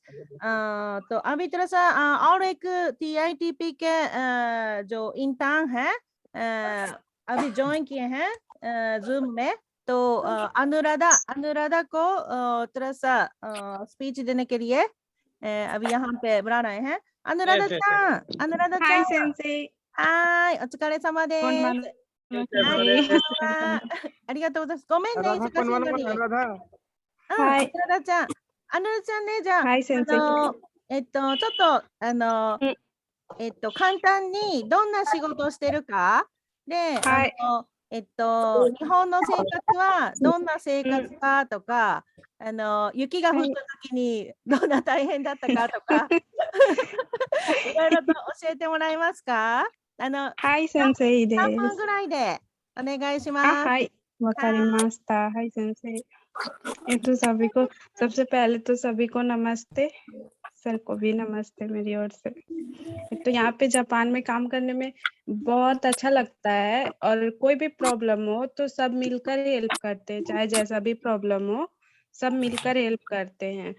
और बात ये है कि जिस यूनिट पे भी आप काम कर रहे हो, जहाँ पे भी काम कर रहे हो, वहाँ के लोग आपके प्रति बहुत ही केयरफुल रहेंगे। और जब कोई चीज ना आए, जैसे फर्स्ट टाइम हम यहाँ पे आए थे तो मुझे साइकिल चलाने बिल्कुल ही नहीं आता था। तो यहाँ पे के जो बॉस थे, जो हेड थे, वही हमें साइकिल चलाना सिखाए हैं। वहाँ पे तो मैं सीखी नहीं थी, यहाँ पे सिखाए हैं हर चीज। और सबसे बड़ा जो जब भी जापान आना तो ऑनेस्टी के साथ ही आना। अगर तुम ऑनेस्ट हो तो यहाँ पे तुम्हें किसी भी चीज का प्रॉब्लम नहीं होगा, किसी को भी। और भी बहुत तरह के हैं काम में। सैलरी में भी कोई प्रॉब्लम नहीं होती है, जितना बोल के लाएंगे, जिस काम के लिए लाएंगे वही कराते हैं। सैलरी में कभी कोई प्रॉब्लम नहीं आएगी। और भी बहुत सारे यहाँ पे ऐसी चीजें हैं, बहुत सारे घूमने के भी चीजें हैं, तुम्हें सीखने के लिए भी बहुत चीज मिलेंगे यहाँ पे। और साथ में पढ़ाई के लिए भी, अगर तुम पढ़ने में भी अच्छी हो और पढ़ना भी चाहती हो तो उधर साइड से भी हेल्प करते हैं कंपनी के लोग। अभी हम लोग का N2 का एग्जाम है तो खुद हम लोगों के बॉस ही हम लोग को N2 पढ़ाते हैं, ऐसा भी करते हैं वो लोग। तो सिर्फ आना तो जो भी यहाँ पे है, मैं यही कहूंगी कि अच्छे मोटिव के साथ आना कि हमें ये करना है, तब बहुत हेल्प करते हैं लोग। हमारे जहाँ पे हम लोग रहते हैं बगल के ही है एक, तो वो हमेशा सपोर्ट करते हैं हम लोग को हर चीज पे। और क्या और बताइए जो कितना बजे से ड्यूटी शुरू होता है और सप्ताह में कितना घंटा, मतलब कितना दिन काम करते हैं, और जो क्या क्या काम करते हैं, और कितना कितना जो वहाँ के जो उजीचा उबाचा को देखते हैं, ऐसा जो वही जॉब के बारे में बताइएगा। पहले जब हम आए थे तो पहले सिर्फ 9 लोग को अकेले देखते थे, लेकिन अब उस लायक हो गए हैं तो 18 पेशेंट को देखते हैं। और यहाँ पे काम 5 शिफ्ट में बांटा जाता है। तो अभी यहाँ पे हम लोग सुबह का ड्यूटी करते हैं, दोपहर का ड्यूटी करते हैं, और रात वाला ड्यूटी अभी तो नहीं कर रहे हम लोग को, नेक्स्ट मंथ के बाद ही मिलेगी। योको गंबारी मास्ता। और बोनस भी, अगर अच्छा काम करोगी, बोनस तो हर कंपनी पे नहीं मिलते हैं, लेकिन कुछ कंपनी ऐसे हैं जहाँ पे बोनस मिलते हैं, और बोनस भी मिलेंगे तो तुम्हारे बिहेवियर सबको सेम मिलते हैं। लेकिन कुछ ऐसे होते हैं बिहेवियर को देखकर, कैसे काम कर रही हो उसके प्रति भी तुम्हें 10% 20% बढ़ा के मिलते हैं। और शुरुआत पे तो लीडर नहीं बनाए जाते थे हम लोग को, अब लीडर भी बनाए जाते हैं। कुछ पेशेंट का नाम दे के बोला जाता है कि इनका जो भी है, कैसे उठाना है, कैसे बैठाना है, क्या खिलाना है, कौन सा कपड़ा पहनाना है, ये सब डिसाइड तुम्ही को करना होता है। तो अभी ये चीज भी अभी हम कर रहे हैं।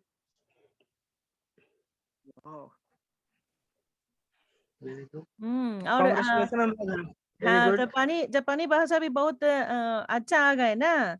जब जो जा रही थी जापान, तब जो इन्फो के उतना कुछ था भी नहीं तो आता था। हाँ, एकदम ज्यादा नहीं आती थी। लेकिन जो वहां जाकर फिर जो वहां पे जापानी लोग के साथ बातचीत करते करते बहुत अच्छा आ गई, है ना। हाँ मैम, ये तो है कि पहले कुछ भी नहीं बोल पाती थी मैं, और बहुत एजिटेशन भी रहते थे, पर यहाँ आने के बाद ये सब धीरे धीरे सब खत्म हो रहे हैं। अच्छा अच्छा अच्छा। तो वहां का जो मौसम कैसा है? बर्फ बर्फ बहुत मौसम बहुत तो सारा गिरी ना। बर्फ बहुत ज्यादा गिरते हैं, तो मैं तो 2 बार गिर चुकी हूँ यहाँ पे, लेकिन सब सपोर्टिव है, सब समझते हैं फीलिंग को, तो बताते हैं, ऐसे चलना भी सिखाते हैं कि बर्फ पे ऐसे चलना है, ऐसे चलना। अच्छा अच्छा अच्छा। तो खाना खाना वगैरह कैसे खाते हैं? खाना भी यहाँ पे तो मैं खुद से बनाती हूँ, लेकिन खाना वो लोग बेसिक खाते हैं। बहुत लोग कंपनी पे भी खाते हैं, तो मैं तो कभी कभी कंपनी पे खाती हूँ। अच्छा खाना होता है यहाँ का, हेल्दी भी होता है, और हमारे जैसा सिर्फ मसाला ही नहीं खाते हैं ये लोग, थोड़ा सेहत को ध्यान में रखते रखते ही खाते हैं हर चीज। थोड़ा सादा सादा खाना है ना, हल्का मीठा। हाँ, लेकिन टेस्टी होता है, खाना में। अच्छा अच्छा अच्छा। इसलिए आने से पहले ये मत डरना। और लड़कियों के लिए तो एक बात कहूंगी कि पता नहीं और सब कंट्री कैसे होते हैं, लेकिन जापान लड़कियों के लिए बहुत सेफ है। इसलिए मैं तो गार्जियन से भी यही कहूंगी कि लड़कियों के लिए कोई चिंता ना करे कि यहाँ पे सेफ है कि नहीं है, बहुत सेफ है। और मैम और सर तो हमेशा आते ही रहते हैं, हम लोगों से पूछते भी रहते हैं, तो इसलिए कोई भी टेंशन मत लो, सब जल्दी से आओ। あちゃちゃちゃ、Thank you, thank thank you you. Thank you thank you ね、 thank you 村 Anuradha 田 दी। ちゃん、ね、ありがとうございました。 ありがとうございました Thank you. はい。じゃあ、ね、ラダちゃんのお話聞いたところで、サイフさんすいませんね、質問の途中で。じゃあ、サイフさん、質問お願いします。サイフさんいらっしゃいますか？हाय सेंसेई। हाय।はい、じゃあお願いします。 बोलिए। सेंसेई कह रहे थे कि डीआर में जैसे कि मेरा नॉलेज ऑटोमोबाइल सेक्टर में ज्यादा है, तो फ्रीलांसिंग में ऑटोमोबाइल इंडस्ट्री में इंटरप्रिटेशंस किया है, तो उसमें हो जाएगा ना? はい、 रोनी सर, रोनी रोनी सर, सर, रोनी हाँ, सर, रोनी yes, सर, sir. अच्छा हाँ, हाँ. ये सॉरी आपका नाम क्या है, एक बार बताइए। मुझे सैफ अली, हम सैफ जेएनयू से अली, मास्टर कर रहे हैं आप जेएनयू से जापानीज मास्टर में। करना। हाँ हाँ हाँ, आपका जेएनयू सेमेस्टर और N2 है राइट आपका? यस। हाँ, इजीली इजीली हो सकता है, क्यों नहीं हो सकता। अभी देखिए सेक्टर्स के हम लोग वो आपके साथ जो हमने आगे जो एसबीओस रहते हैं, हम आपके सीवी क्या करते हैं उनको फॉरवर्ड कर देते हैं, तो आपको फॉरवर्ड होते हैं वो स्क्रूटनाइज करके डिसाइड कर देते हैं that this guys are eligible or not.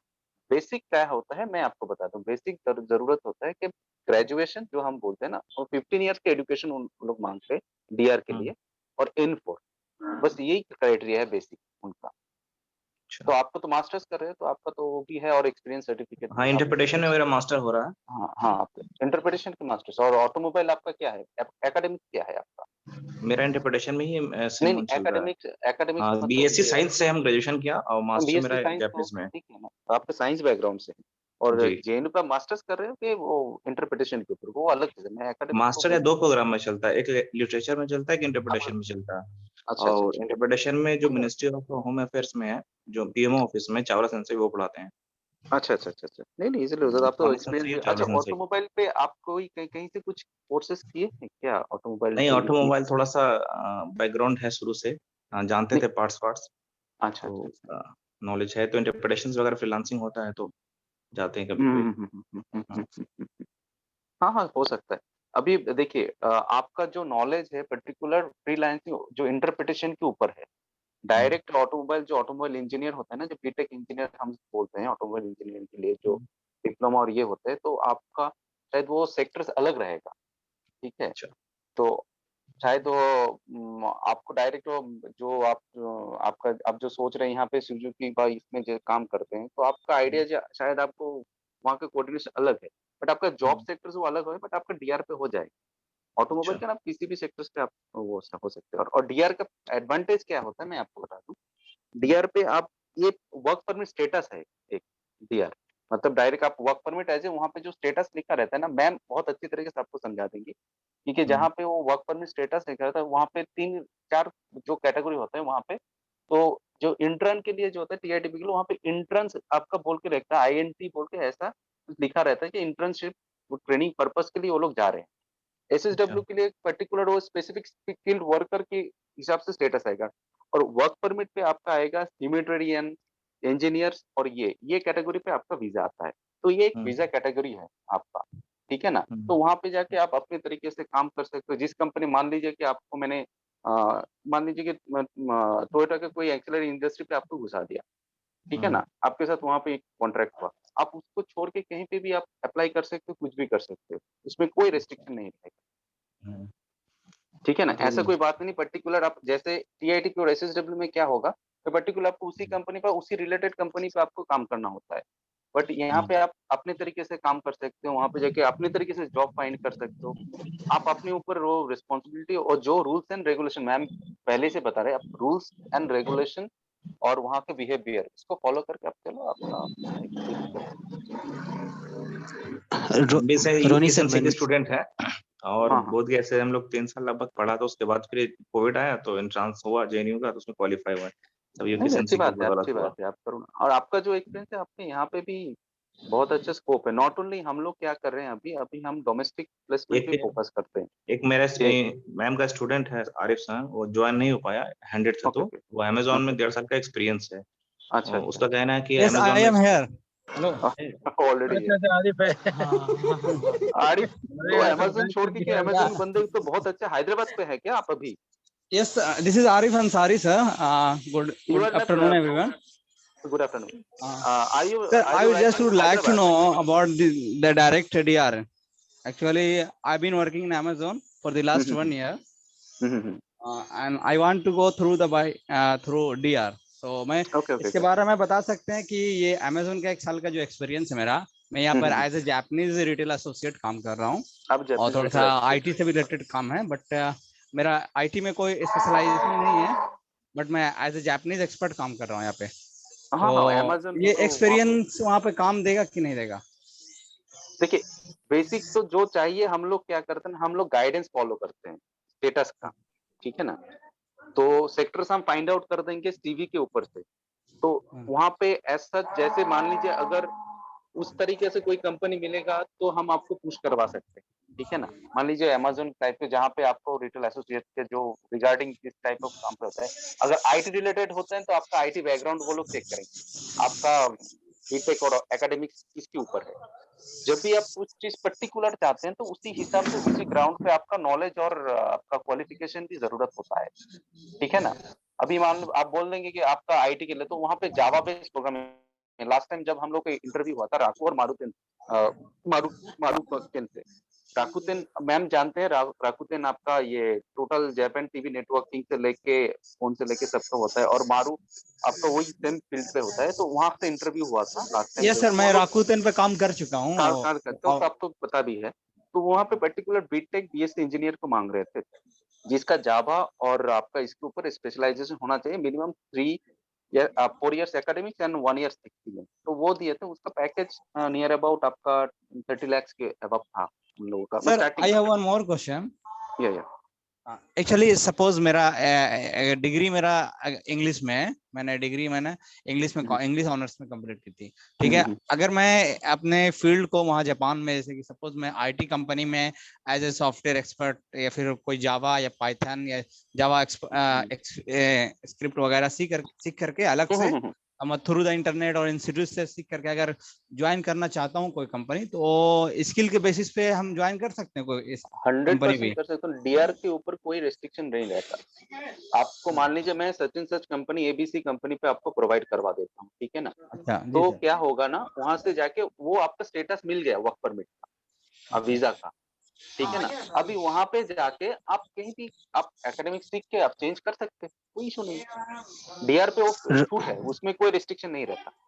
Ronnie sir, मैं निरंजन बोल रहा हूँ।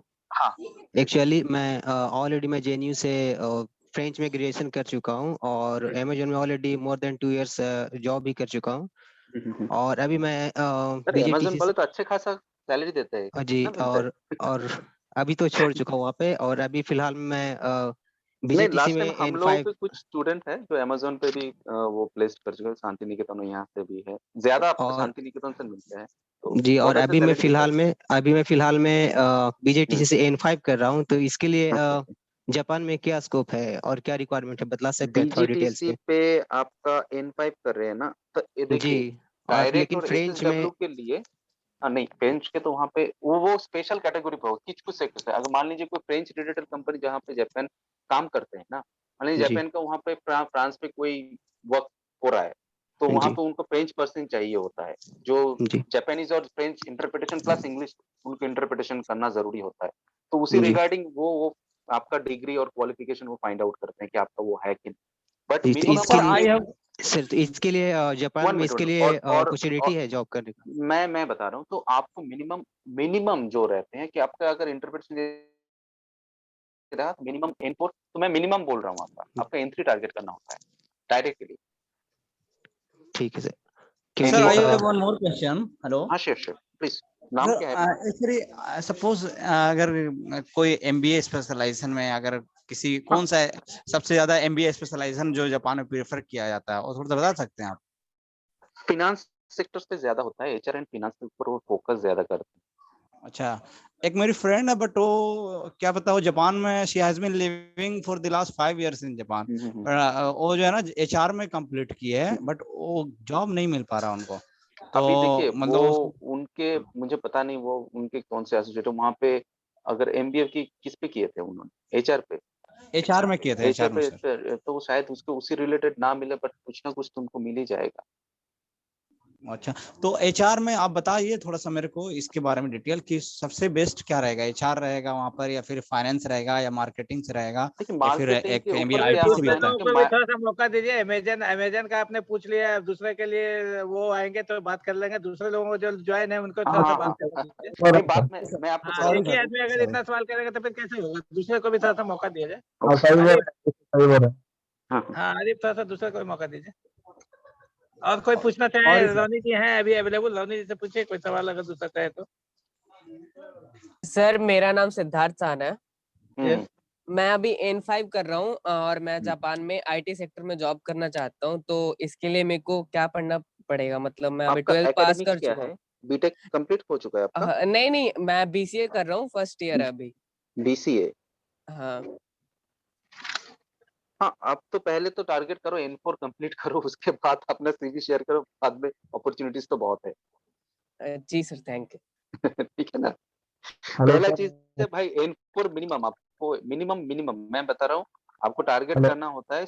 अगर आप स्किल सेक्टर्स पे जा रहे हो ना तो आपको कम्युनिकेशन करना होता है क्लाइंट के साथ। आपको वहाँ पे मैनुअल देखना पड़ता है, वहाँ पे ये देखना पड़ता है, आपको चीजों को पढ़ना होता है, आपको उसको उसी हिसाब से रिपोर्टिंग करना होता है। जापान में हर चीज वो जापानीज लैंग्वेज पे ही होता है, तो आपको वो चीज आपको दुरुस्त करना पड़ेगा पहले। तो आपको मिनिमम मिनिमम मैं बता रहा हूँ तो आप N3 टारगेट करके चलो जो स्किल सेक्टर के बन सकते हैं। N4 आप वीजा के लिए एलिजिबल हो जाए। जी सर। Hello sir. हेलो। मेरा एक क्वेश्चन है सर। हेलो। हाँ श्योर हेलो। बताइए। हाँ सर, हम रोहित रोहित कुमार बोल रहे हैं सर। हाँ बताइए। सर हमको ऑटोमोबाइल सेक्टर में जाना है। मेरा N4 कंप्लीट हो गया, इस बार N3 का पढ़ाई कर रहा है। आप ऑटोमोबाइल पे आपका कोई ये है नहीं सर्टिफिकेशन और सर, ये? कोई चीज नहीं सर।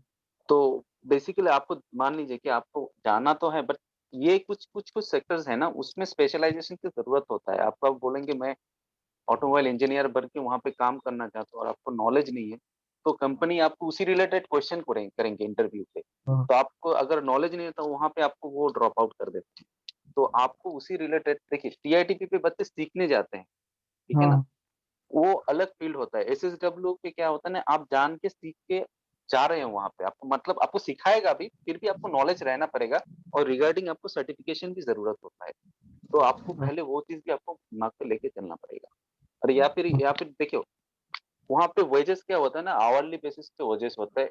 फर्स्ट क्लास आपका आईटी आर्किटेक्ट, जैसे हम लोगों के पास 2-4 आर्किटेक्ट है, 2-4 हम लोगों के एसोसिएट कंपनीज है जापान में तो जिनका आर्किटेक्ट की जरूरत होता है क्योंकि हम लोग B2B और G2G प्रोग्राम कोऑर्डिनेट करवाते हैं तो इसलिए एसोसिएट पे आ जाते हैं। तो वहाँ पे इंडिया के आर्किटेक्ट वो लोग डिमांड करते हैं तो उनको N3 पढ़ रहे हैं हम लोग के पास अभी तो उनका अलग तरीके से डिमांड रहता है। उनका वेजेस और सैलरी स्लैब अलग रहता है। इन जनरल कैटेगरी पे जो रहता है आवरली बेसिस पे आपका जो लेबर कैटेगरी क्लास होता है ना जो हम लोग बोलते हैं स्किल पर्सन लेबर के हिसाब से तो आवरली बेसिस पे वेजेस होता है। तो इन जनरल जॉब पे आपको वो मिल जाएगा। मतलब इंडिया में हम लोग अच्छी हाँ आपको ऑटोमोबाइल की रिगार्डिंग डिग्री रहना पड़ेगा। अगर ना हो तो आप ग्रेजुएट हो N4 हो आप जाओ उसके बाद अपने एक्सपर्टीज को बढ़ाओ और सेक्टर्स पे कुछ जाओ कोई वहाँ पे जॉब लेके मेरे दिक्कत में कोई मतलब नॉलेज में बहुत सारी कंपनी ऑनलाइन आप अप्लाई कर दोगे ऐसे फाइंड आउट हो जाए और वहाँ पे सुदामा जी रहे हम लोगों का ऑफिस भी है हम लोग वहाँ पे प्रेजेंस है तो हम भी आपको बाद में वो शिफ्ट करवा सकते हैं ऐसी दिक्कत नहीं। हेलो। हेलो।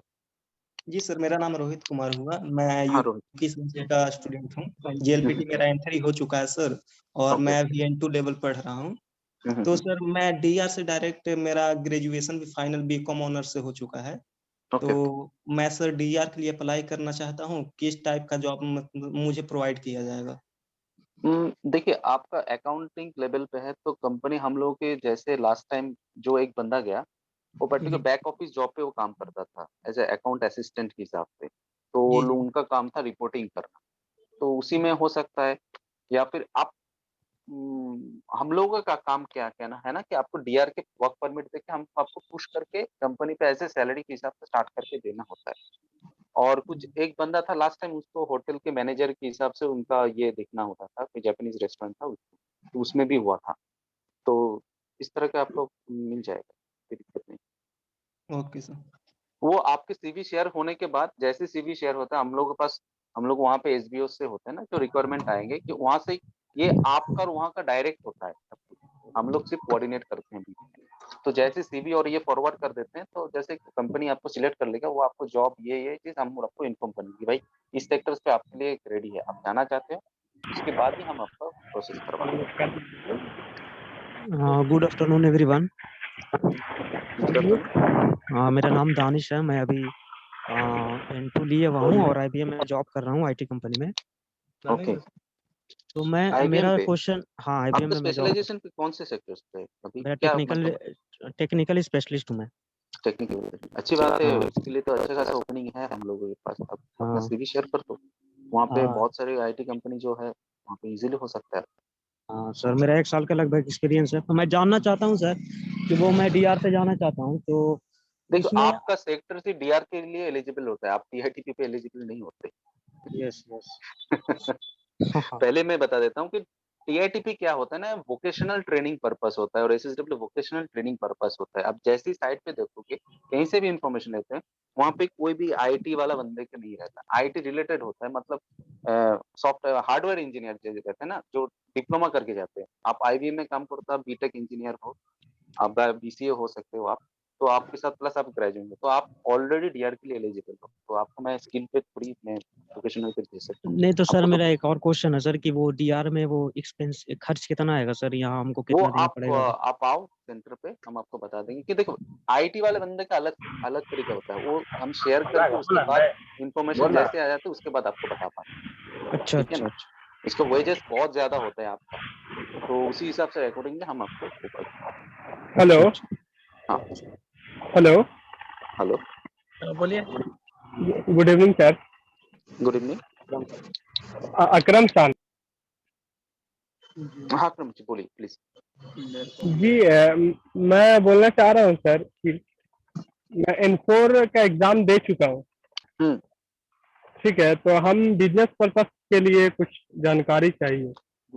बिजनेस के लिए वो तो सुदामा जी बेहतर बता पाते हैं आपको, आप तो यहाँ पे क्वेश्चन कर दिए, फिर भी मैं बता देता हूँ। जापान जाने के बाद से पूछिए तो ये रोनी जी बताएंगे, उसके स्पेशलाइज है बिजनेस ठीक के है, बारे में बिजनेस के बताना है लिए तो वहाँ जानो पे यहाँ जो पे। स्लैब होता है मैं बताता हूँ, वहाँ पे इन्वेस्टमेंट तरीका होता है। अगर आप 5 मिलियन येन वहाँ पे इन्वेस्ट करते हो तो आपको वीजा बिजनेस कैटेगरी के लिए आ जाता है। तो वो सुदामा जी आपको बेहतर तरीके से वो कोऑर्डिनेट करवा देंगे। ठीक है ना, जो भी है हम आपको उनसे बात कर लीजिए, हम लोग मिलकर वो कर सकते हैं। ठीक है ना, अपॉर्चुनिटीज है। आप जो तरह बिजनेस के का लिए कोई अच्छी बात। क्वेश्चन हो ना, सुदामा जो जी ये तो अच्छी बात है कि कोई बंदा हमारे वहाँ पे जाके, हम बहुत सारे जो हम लोग किए थे रेस्टोरेंट सेटअप और वहाँ पे कंसल्टेंसी सेटअप के हिसाब से बंदे जाके वहाँ पे छोटा छोटा आपका ये इन्वेस्टमेंट करके काम कर रहे हैं। वहाँ पे आप मिनिमम 500 मिलियन येन, मतलब आपका लगभग 35-40 लाख रुपए वहाँ पे इन्वेस्ट दिखाना होता है आपको वहाँ पे। उसी हिसाब से अकॉर्डिंगली आपका वर्क परमिट हिसाब से जनरेट हो जाता है। वहाँ पे आपको काम देना होता है, आप काम किसी से ले नहीं पाओ। हाँ सही बात है। ठीक है अकरम बाबू समझ गए। जी जी जी सर। हाँ तो कोई मतलब किसी जो भी यहाँ पे अच्छी बात है स्टूडेंट ना जो भी ज्वाइन किए हुए हैं, सुदामा जो जी, कोई इस तरह का क्वेश्चन है, हाँ तो उनको ज्वाइन करवा दे, इन्वेस्टमेंट करवा दे, 2 अपॉर्चुनिटी निकल आएगा। हाँ हम लोगों को कराएंगे 2 ना, बच्चे तो हम पीस लोग कर दोनों मिलके कराएंगे। हम लोग उसमें हाँ हम लोग भी उसमें रहेंगे, हम लोग भी पार्टिसिपेट कर लेंगे उसमें। सर, पार्टिसिपेट कर लेंगे। आप आ जाइए, वो हाँ अच्छी बात बाकी है, जो भी ये तो बच्चे बहुत इसमें अच्छी जो बात हमें है। आज सुन रहे हैं, जो इसमें हमारे पार्टिसिपेंट्स हैं, उनसे एक बात है कि आप लोगों का कोई भी क्वेश्चन जो आज नहीं पूछ पाए, जो आप नहीं समझ पाए, जो आज जो है हम लोगों का, क्योंकि ये सेशन जब तक चलेगा उसमें मान लिया अगर नहीं पूछ पाए, आपका कोई सवाल रह गया, तो आप हमसे, हम लोग यहाँ पे बैठे हुए हैं, हम लोग से आकर सेंटर के पे आप पूछ डायरेक्ट है। सकते हैं, वेरीफाई हो सकते हैं। हम लोग रोनी जी से पूछ करके आपको बता देंगे हाँ कैसे क्या कर सकते हैं आगे, और कैसे आपको जाना चाहिए, कौन सा तरीका आपको अपनाना चाहिए। ठीक है ना। मैं विक्रम बोल रहा हूँ, ठीक है। मैं विक्रम हूँ, ठीक है। तो अभी महामाया कुशवा बस है। तो आप लोग को अगर कोई भी कंफ्यूजन हो तो हम हैं, MD सर हैं, तो आप लोग अपना कंफ्यूजन एकदम पूरा क्लियर कर लीजिएगा, कोई दिक्कत नहीं होगी आपको कभी भी। एक्सक्यूज मी रोनी सर। हेलो। हाँ जी सर, मेरा नाम अभय पांडु है सर। हाँ भाई जी बोलिए। बोल रहा हूँ सर, मैं पिछले बार दिसंबर में सर N5 क्लियर किया हूँ सर, तो मेरे लिए TIT पे में किसी तरह की कुछ अपॉर्चुनिटी है क्या सर? आपका एज कितना है अभी? मेरा एज तो सर 20 प्लस है सर। मतलब एग्जैक्ट कितना? 26 के ऊपर नहीं है ना? नहीं 26 से नीचे ही है। बस तो आप और ऐसे कोई वोकेशनल ट्रेनिंग है क्या आपका? मतलब कंस्ट्रक्शन रिलेटेड, मेटल वर्किंग के रिलेटेड या फिर ऑटोमोबाइल रिलेटेड है? नहीं सर, ऐसा तो कुछ नहीं है सर। ठीक है, कोई बात नहीं, आप आ जाओ, आपके पास TIT में है चांसेस है। तो मतलब किस टाइप का वर्क मिलेगा सर? देखिए, ऑटोमोबाइल या पहले फिर तो कंस्ट्रक्शन पे आपका जो मैम ने बोला है, आपको फिजिकली फिट होना पड़ता है। फिजिकली फिट जी सर, वो तो मेरा है सर। हाँ, तो वहाँ पे आप इजीली हो सकते हो। वहाँ पे आपका कोई, हम पे सिर्फ एक्सपीरियंस सर्टिफिकेट दिखाना होता है और एक ट्रेनिंग सर्टिफिकेट दिखाना होता है। बेसिकली आपका 10+2 है, बाकी है वो आप वहाँ पे फिट कुछ नहीं। वहाँ पे कोई आपको नॉलेज नहीं जरूरत पड़ता कि आपको इसी सेक्टर्स पे नॉलेज चाहिए बस। अभय जी मैं का इसमें फोटो से तो पता चल जाता है वो बहुत जो ओल बिट है वो तो बॉडी बन बॉडी बिल्डर आदमी है। 53 किलो के ऊपर चाहिए सुदामा जी बस। सही बात है। नहीं सर, मेरा तो वेट 75 है सर अप्रॉक्स। बहुत अच्छा है। और आपका हाइट मुझे लगता है 5 फीट 9 के आसपास होगा। जी सर। बस तो कंस्ट्रक्शन में तो ब्राइट फ्यूचर है। बहुत बहुत बहुत ब्राइट फ्यूचर है। जाओ वहाँ पे। Excuse me sir. हेलो। हाँ हाँ बोलिए। सर मैं भी TITP के लिए जाना चाहता हूँ, तो फिजिकली उतना भी फिट नहीं हूँ, तो क्या मेरा अपॉर्चुनिटी बनती है? फिजिकली फिट, देखो बात यह है कि आप सुस्त हो कि नहीं है। फिजिकल जी बिल्ड सर, मतलब आप, आपका नहीं कोई जी सर, माइनर मेजर ऑपरेशन, पहले इंटरव्यू पे 5 क्वेश्चन, TITP में 4 क्वेश्चन करते हैं। आपका फूड हैबिट, आप जापान में जाकर रह पाओगे कि नहीं, आपका प्रीवियस कोई बड़ा ऑपरेशन हुआ है कि नहीं, माने ये 3 क्वेश्चन आपको पूछेगा ही पूछेगा। और आखिरी वाला जो पूछेगा आपको कहीं भी काम दे आप कर पाओगे कि, तो बस सर ये काम एटीट्यूड है कर तो पाए। बस आप हो जी जाओगे सर, पोजीशन। हाइट नहीं है, वेट नहीं है। आप हाइट कितना वेट है आपका? वेट तो मेरा 51-50 है। 51। तो आप वहाँ पे नहीं, मुझे फूड प्रोसेस अगर निकला अलग तरीके से कुछ निकला तो वहाँ पे आपको मैं प्रोसेस करवा पाऊंगा। जी सर, वही क्योंकि कुछ सेक्टर्स है ना, उसमें एक गाइडलाइंस क्रिएट किए देते हैं, भाई आपको ये फॉलो करके आना होता है। क्या नाम? कोई भी और सेक्टर में हो सर। देखो वेट कम है, खा पी के बढ़ा सकते हो, जिसका जी सर, बहुत ज्यादा उसका घटाना बहुत मुश्किल हो जाता है। जी सर, तो कोई भी सेक्टर में हो सकता है ना सर? हाँ हो सकता है, कोई भी सेक्टर। देखो उस रिगार्डिंग उस सेक्टर में, मैंने हॉस्पिटलिटी सेक्टर के लिए आगे हॉस्पिटलिटी का आपको नॉलेज चाहिए, सर्टिफिकेट चाहिए होता है, ठीक है ना? क्योंकि हम लोग देखिए इंटरव्यू के बाद क्या होता ऐसा है है ना ना कि कि जैसे अभी हमारी वो मैम है, युकी मैडम है ना, तो आप लोग को बताएं अभी ना कि फिजिकली पूरा हेल्दी होना चाहिए। तो जो TITP पर आप जाओगे तो आपको कंस्ट्रक्शन का भी काम है, ऑटोमोबाइल का भी काम है, एग्रीकल्चर का भी है, इंडस्ट्रियल पैकेजिंग का भी है एंड केयर टेकर का भी है। बट मैं आपको जानकारी के लिए बता देता हूँ कि जापान में जो केयर टेकर का जॉब है वो मोस्ट ऑफ गर्ल्स के लिए होता है। मतलब लड़का लोग का भी होता है बट 40-60 का आंकड़ा है, ठीक है। तो अभी जैसे कि हम लोग ने या मैम ने आपको भेज दिया, तो फिर क्या है कि अगर आप फिजिकली रूप से फिट नहीं रहोगे तो फिर कल के डेट में आप मतलब हम लोग नहीं चाहते हैं ना कि आपको कुछ परेशानी हो, ठीक है। तो इसलिए उस हिसाब से देख करके, जैसे एग्रीकल्चर का भी काम है, तो एग्रीकल्चर में भी क्या होता है ना कि रूल होता है वहाँ पे, आपको सुबह से शाम तक क्या क्या काम करना, आपका शेड्यूल बना रहेगा। तो जी उस सर। हिसाब से अगर आप उस काम में फिटनेस मतलब पूरा परफेक्ट नहीं हो पाओगे तो फिर आपको भी दिक्कत लगा कि वो आप बोलोगे कि सर या मैडम आपने हमको बताया नहीं था कि ऐसा कुछ है वहाँ पे, तो हम सारा आते तो हैं। क्लियर कर दिया गया है। हाँ सही है बताया ना? है। तो ऐसा है ना, अभी अभी थोड़ा सा हेल्दी नहीं है, तब हेल्दी बनाओ। 6 महीना 1 साल तुम्हारे पास तो लग ही टाइम जाएगा। है, अभी थोड़ा सा शरीर बनाओ, ठीक है। जिम जिम जाओ, ऐसे- खाना वाना खाओ, मैम ठीक ही बोल रहे हैं। हाँ अच्छा खाना खाओ और अच्छा से जो एक्सरसाइज करो अपना जैसे जो क्या बोलते हैं जिम जाने का जरूरत भी नहीं है, तो Immunity अपने power घर में भी जो पुशअप वगैरह कर सकते हैं ना, पुशअप हो गया, जी मैम, जो जी मैम। इसको क्या बोलते हैं झुकने वाला, फ्री स्क्वाट स्क्वाट कर रहे हैं ना, यहाँ पे स्क्वाट। क्लास कर रहे हैं ना, आप मिल के आइए, हमसे मिलिएगा, हम बताएंगे। हाँ हाँ सर, हाँ। थैंक और जो राजियो राजियो ताइसो होता है, जापानी कसरत है, राजियो ताइसो, हेलो, राजियो ताइसो, रजित ठीक है। से बहुत अच्छा तो है। हाँ, वो सब ना जो हर जगह, हर कंपनी में, हर फैक्ट्री में जापानी लोग वो करवाते जो जब शुरुआत में करते हैं, तो आप लोग को जो बीजेटीसी में सिखाया जाएगा, ठीक है। तो अपना बीजेटीसी का टीचर लोग सिखाएंगे आप लोग को, ठीक है। और जो रमेश जी है, ठीक है, रमेश सर है, तो उनको कुछ एक्सरसाइज करने आते हैं, ठीक है। वो भी आर्मी का जो ट्रेनिंग कुछ कर चुके हैं, तो उनसे भी थोड़ा सा साजिश ले सकते हैं शरीर बनाने के लिए, ठीक है। ऐसे जो तुम्हारा जो जोश रहेगा ना, तो सब कुछ जी हो जाएगा, ठीक है। तो ऐसा है कि अच्छा से जापानी पढ़िए, अच्छा से शरीर बनाइए, तब 6 महीना 1 साल में तैयार हो जाएगा, ठीक है। जी मैम। हाँ, हेलो कुदासाई। Hello hello thank you. Hello Roni sir.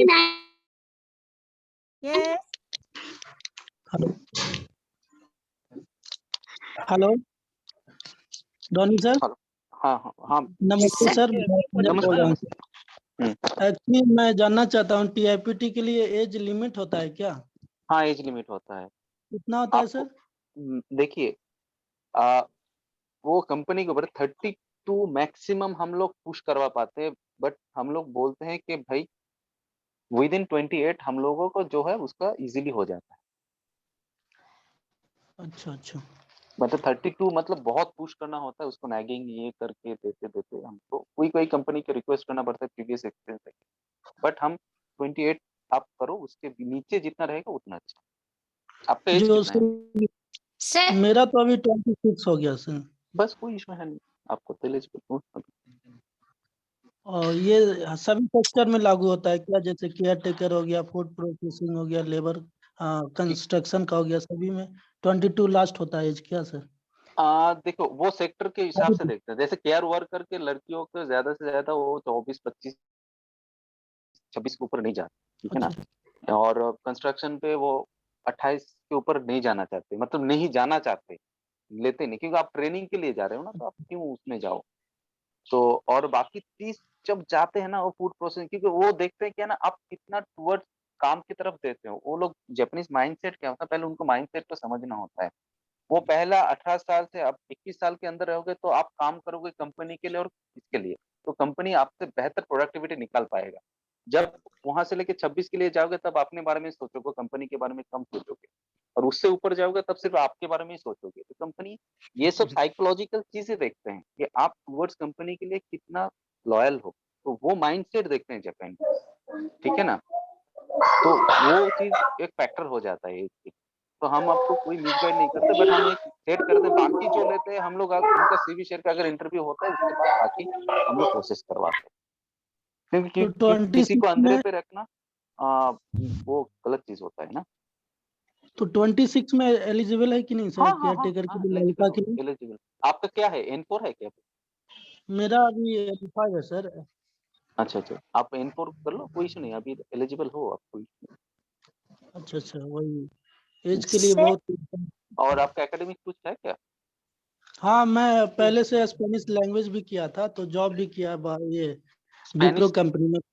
हाँ स्पेनिश चाहिए नहीं PITP के लिए, मतलब एकेडमिक्स में और ऑटोमोबाइल और ये कुछ स्किल पे कुछ ये सब में कुछ नहीं है सर, मेरा ग्रेजुएशन बीकॉम से हुआ है। बीकॉम से हुआ है। हाँ ठीक है, आप ये और एक काम कर सकते हो, आप N4 करो, आप DR के लिए एलिजिबिलिटी ले लो, सबसे बेहतर है DR के लिए।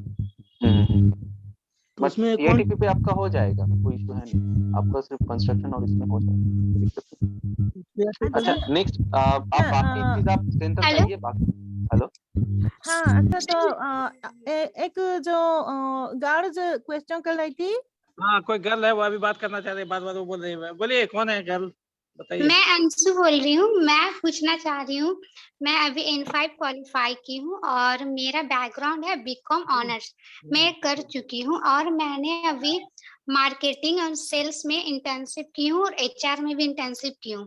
तो अगर मैं जापान आती हूँ तो मुझे किस टाइप का जॉब मिलेगा, मतलब किस? देखिए, मार्केटिंग और HR फील्ड के लिए वो पर्टिकुलर एक्सपीरियंस बंदे को टारगेट करते हैं। आप कोई भी जापान में मार्केटिंग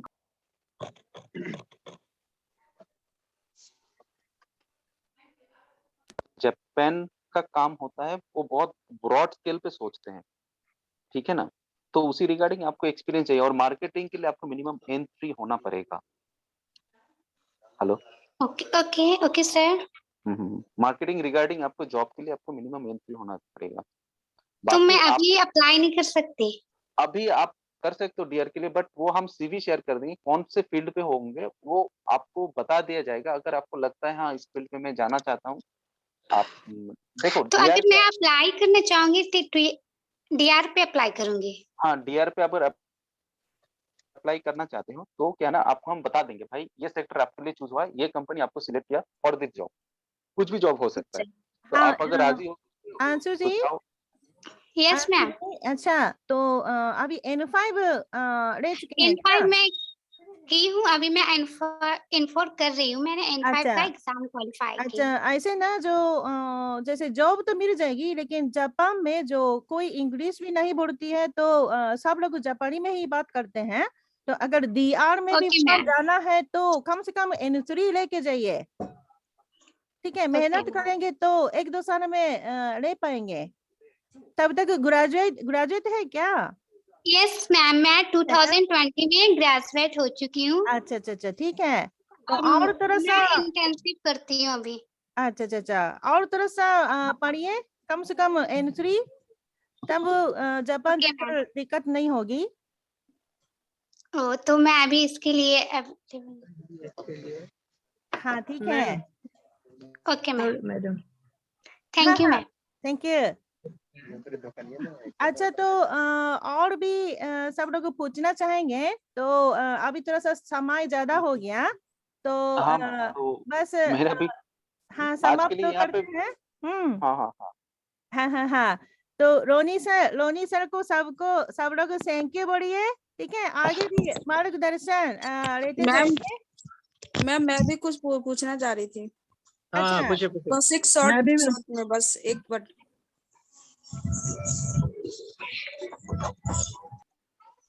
हाँ बोलिए। मेरा नाम ममता शान है और मैं एज के रिगार्डिंग पूछना चाह रही थी। मेरा 31 हो गया है। हेलो। हाँ हेलो। हाँ हाँ बोलिए। और 31 हो गया है, 31 प्लस। तो अभी मैं N4 कर रही हूँ, तो क्या मतलब मुझे जॉब मिल सकता है या नहीं? ममता क्योंकि जी मैं N4 N3 करूंगी तो और भी एज पार करेगा, तो फिर कैसे होगा?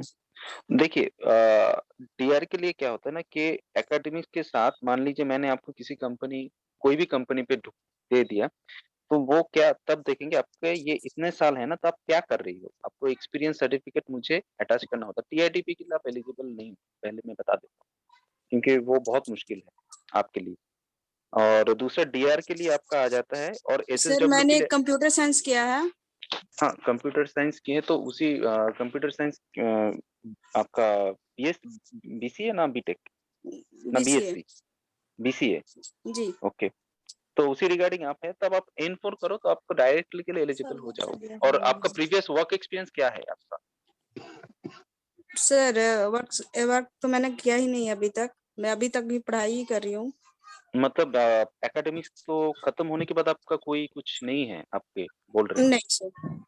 तो वो आपको सपोर्टिंग देना होगा, क्योंकि आपको कहीं ना कहीं अब वो कंपनी पूछेगा कि आप ग्रेजुएशन तो 20 साल की उम्र में कर चुके, 21 साल की उम्र में कर चुके, बाकी इतने गैप आप क्या कर रहे हो? तो आपको वो रिगार्डिंग चीजें दिखाना होता है, जी हाँ मैं ये चीज कर रहा हूँ, ये चीज कर रहा हूँ, क्योंकि वो आप एक बार से आप कुछ कर नहीं रहे हो, वो चीज आप कंपनी को नहीं बता पाओगे। कंपनी ये देखेगा कि आप जो भी कर रहे हो आपको लाइफ से कुछ ना कुछ तो कर रहे हो, कुछ हाँ वर्क सर, आपको वो करो। मैं टीचर थी अच्छा, वही मैं तो अभी आपको नहीं बना बताना रही हूँ मैं पड़ेगा। टीचर। जी जी। तो वो तो आपका एक्सपीरियंस होगा, वो एक्सपीरियंस सर्टिफिकेट आपको देके हम लोग बोल देंगे कि हाँ ये बीएससी कर सकते हैं, इनका ये सेक्टर्स पे आपका नॉलेज मतलब मेरे आप माइंड इनको में कर बस ये चल रहा था कि यहाँ पे सारे लोग एज लेके बोल रहे हैं तो एज लेके उसके रिगार्डिंग टीआईटीपी के लिए एज बहुत इंपॉर्टेंट चीज होता है। जी ठीक है, एसएसडब्ल्यू के लिए एज बहुत इंपॉर्टेंट चीज है। डीआर के लिए अगर आपका एज ज्यादा हो जाता है 35 के ऊपर, हम उनको कमिट नहीं करवाते। तो क्या होता है ना, उसी सेक्टर्स पे आपको सर्टिफिकेशन मतलब आपको वर्क एक्सपीरियंस दिखाना पड़ता है कि आप ये गैप एकेडमिक्स खत्म होने के बाद आप क्या कर रहे हो। ठीक है ना, वो चीज हमको दिखाना पड़ता है। कंपनी पूछेगा ही, जैसे आपका सीवी देखेगा वो आपको पहला सवाल यही करेगा कि आपके ग्रेजुएशन के बाद आप क्या कर चुके हैं, तो वो आपको दिखाना पड़ता है चीज, देन आप एलिजिबल हो। सर मुझे भी कुछ पूछना था, पूछ सकते हैं क्या? हेलो, हाँ hello. Thank you sir, thank you ma'am. आप ज्यादा जल्दी कर दीजिए क्योंकि हम लोग का टाइम है थोड़ा ना? अच्छा हाँ। तो अच्छा ठीक है सर, तुरंत कर देंगे। हाँ अच्छा बताइए, तो पूछिए। 1 मिनट में। ओके मैम, मेरे को ये पूछना था ना ये सर कि बताइए। मेरे को थोड़ा मतलब जापानी लैंग्वेज तो कर रहे हैं, इसके साथ क्या वोकेशनल कोर्स करें जिससे स्मार्ट वर्क और स्मार्ट सैलरी मिल सके? देखो वहाँ पे हर कोई स्मार्ट है, ठीक है, और सैलरी भी सबका स्मार्टलेसली मिलता है, ठीक है। सर एक तो आप चीज और, जितना स्मार्ट वहाँ पे दिखाओगे, ऑटोमोबाइल पे आप ऑटोमोबाइल रिलेटेड एक कर लो, वहाँ पे सबसे ज्यादा डिमांडिंग अभी ये है। वो सीख के आपको यहाँ पे क्या फायदा मिलेगा मैं बता दूं, आप यहाँ पे आके अपना खुद का काम स्टार्ट करवा पाओगे। ऑटोमोबाइल वहाँ पे जो नॉलेज आप गेन करोगे ना उसी रिगार्डिंग चीजों का, तो यहाँ पे इंडिया पे आके बिजनेस स्टार्टअप कर सकते हो। और ऑटोमोबाइल सेक्टर पे इंडिया बहुत फोकस कर रही है, आप उसी सेक्टर पे सर काम करो। क्या हम इंग्लिश टीचर बन सकते हैं? हाँ, इंग्लिश के लिए आप क्या वहाँ पे मतलब ये कर चुके हो क्या? तो फिर आपको मिनिमम N3 करना पड़ेगा, क्योंकि देखियो दोनों चीज कहना है आपको, उनके टीचर बनना है इंग्लिश के लिए, तो जापानीज तो पहले आपको मतलब नेटिव के साथ बात करना होता है। यूकी सेंसे तो हिंदी में बात कर लेते हो, तो हिंदी तो थोड़ी समझेगी, तो इंग्लिश तो उन लोग भी और भी नहीं आती। तो जो भी है आपको दोनों लैंग्वेज पे आपको एक्सपर्टाइज होना पड़ेगा, तब जाके आपको मिनिमम N3 लगेगा कोई भी नहीं इंग्लिश टीचर बनने के लिए देखो अभी तो देखो जर्नल क्लास इंग्लिश टीचर टीआईटीपी का काम नहीं है, ठीक है। तो इंग्लिश टीचर बनने के लिए तो हमसे पूछेगा बाद में, अभी टीआईटीपी के लिए जो सेमिनार हो रहा है, ठीक है।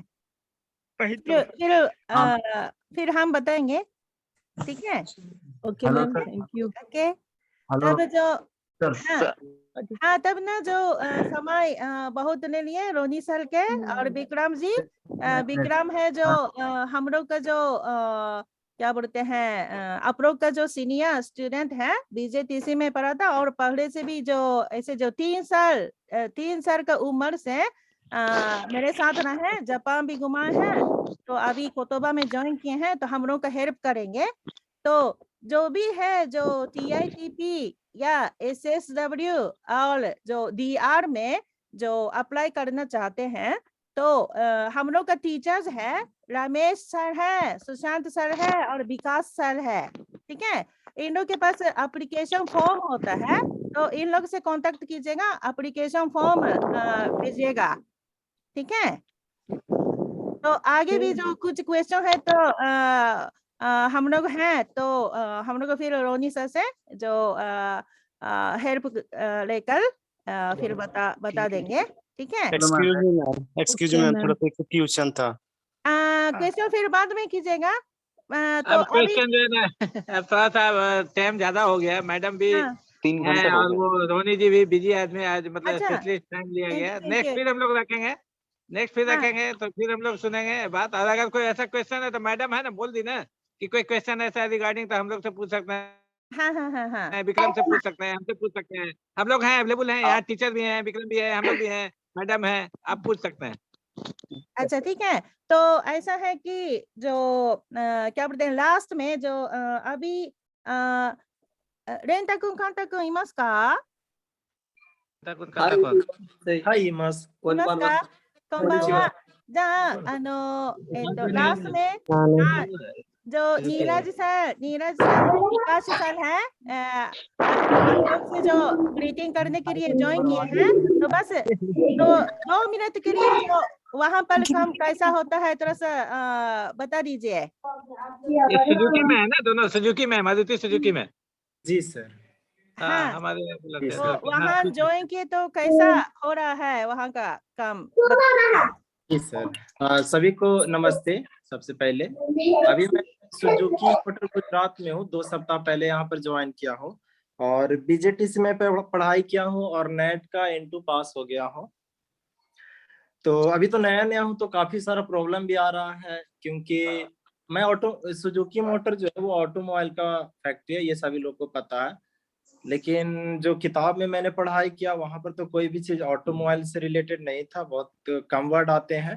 तो इस कंपनी में मैं आया हूँ तो हमको ऑटोमोबाइल का वर्ड हो गया, मशीन के बारे में भी थोड़ा जानकारी प्राप्त करना होगा, तभी तो अच्छा से इंटरप्रिटेशन कर पाएंगे, ट्रांसलेशन कर पाएंगे।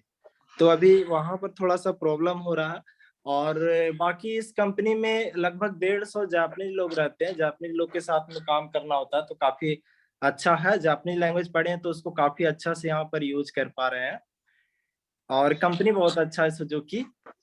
और अभी हम स्टार्टिंग से पूरा एक्सप्लेनेशन सुन रहे थे, TITP हो गया और SSW DR जो रोनी सर और मैम और सुदामा सर काफी अच्छा से एक्सप्लेन किए। तो मैं यही कहना चाहता हूँ सब लोग को, अच्छा से आप लोग पढ़ाई कीजिए, बिल्कुल मोटिवेट होकर के, एक टारगेट रख के कि हाँ ये करना है, बीच में नहीं रहना कि हो पाएगा नहीं हो पाएगा। बिल्कुल मोटिवेट होकर के एक टारगेट रख के अच्छा से पढ़ाई करना है, ताकि कम से कम समय में अब एज भी पार हो रहा है ना सारे लोग का, गार्जियन भी किए हुए हैं, तो एक टारगेट रख के कम से कम समय में अच्छा से पढ़ाई कर लेना और कहीं सेट हो जाना है सारे को। मैं ये कहना चाहता हूँ। Thank you. Thank you Neeraj ji, thank you very much. Ma'am sensei, तो यूके मैम, हाँ। तो आज हम यहाँ पे मतलब कंप्लीट करें आज का मीटिंग? हाँ, बस समाप्त करते हैं। ठीक है, तो थैंक यू मैम और thank you Sudama sir, thank you student. आप और मैम ने बहुत अच्छा अपॉर्चुनिटी दिया।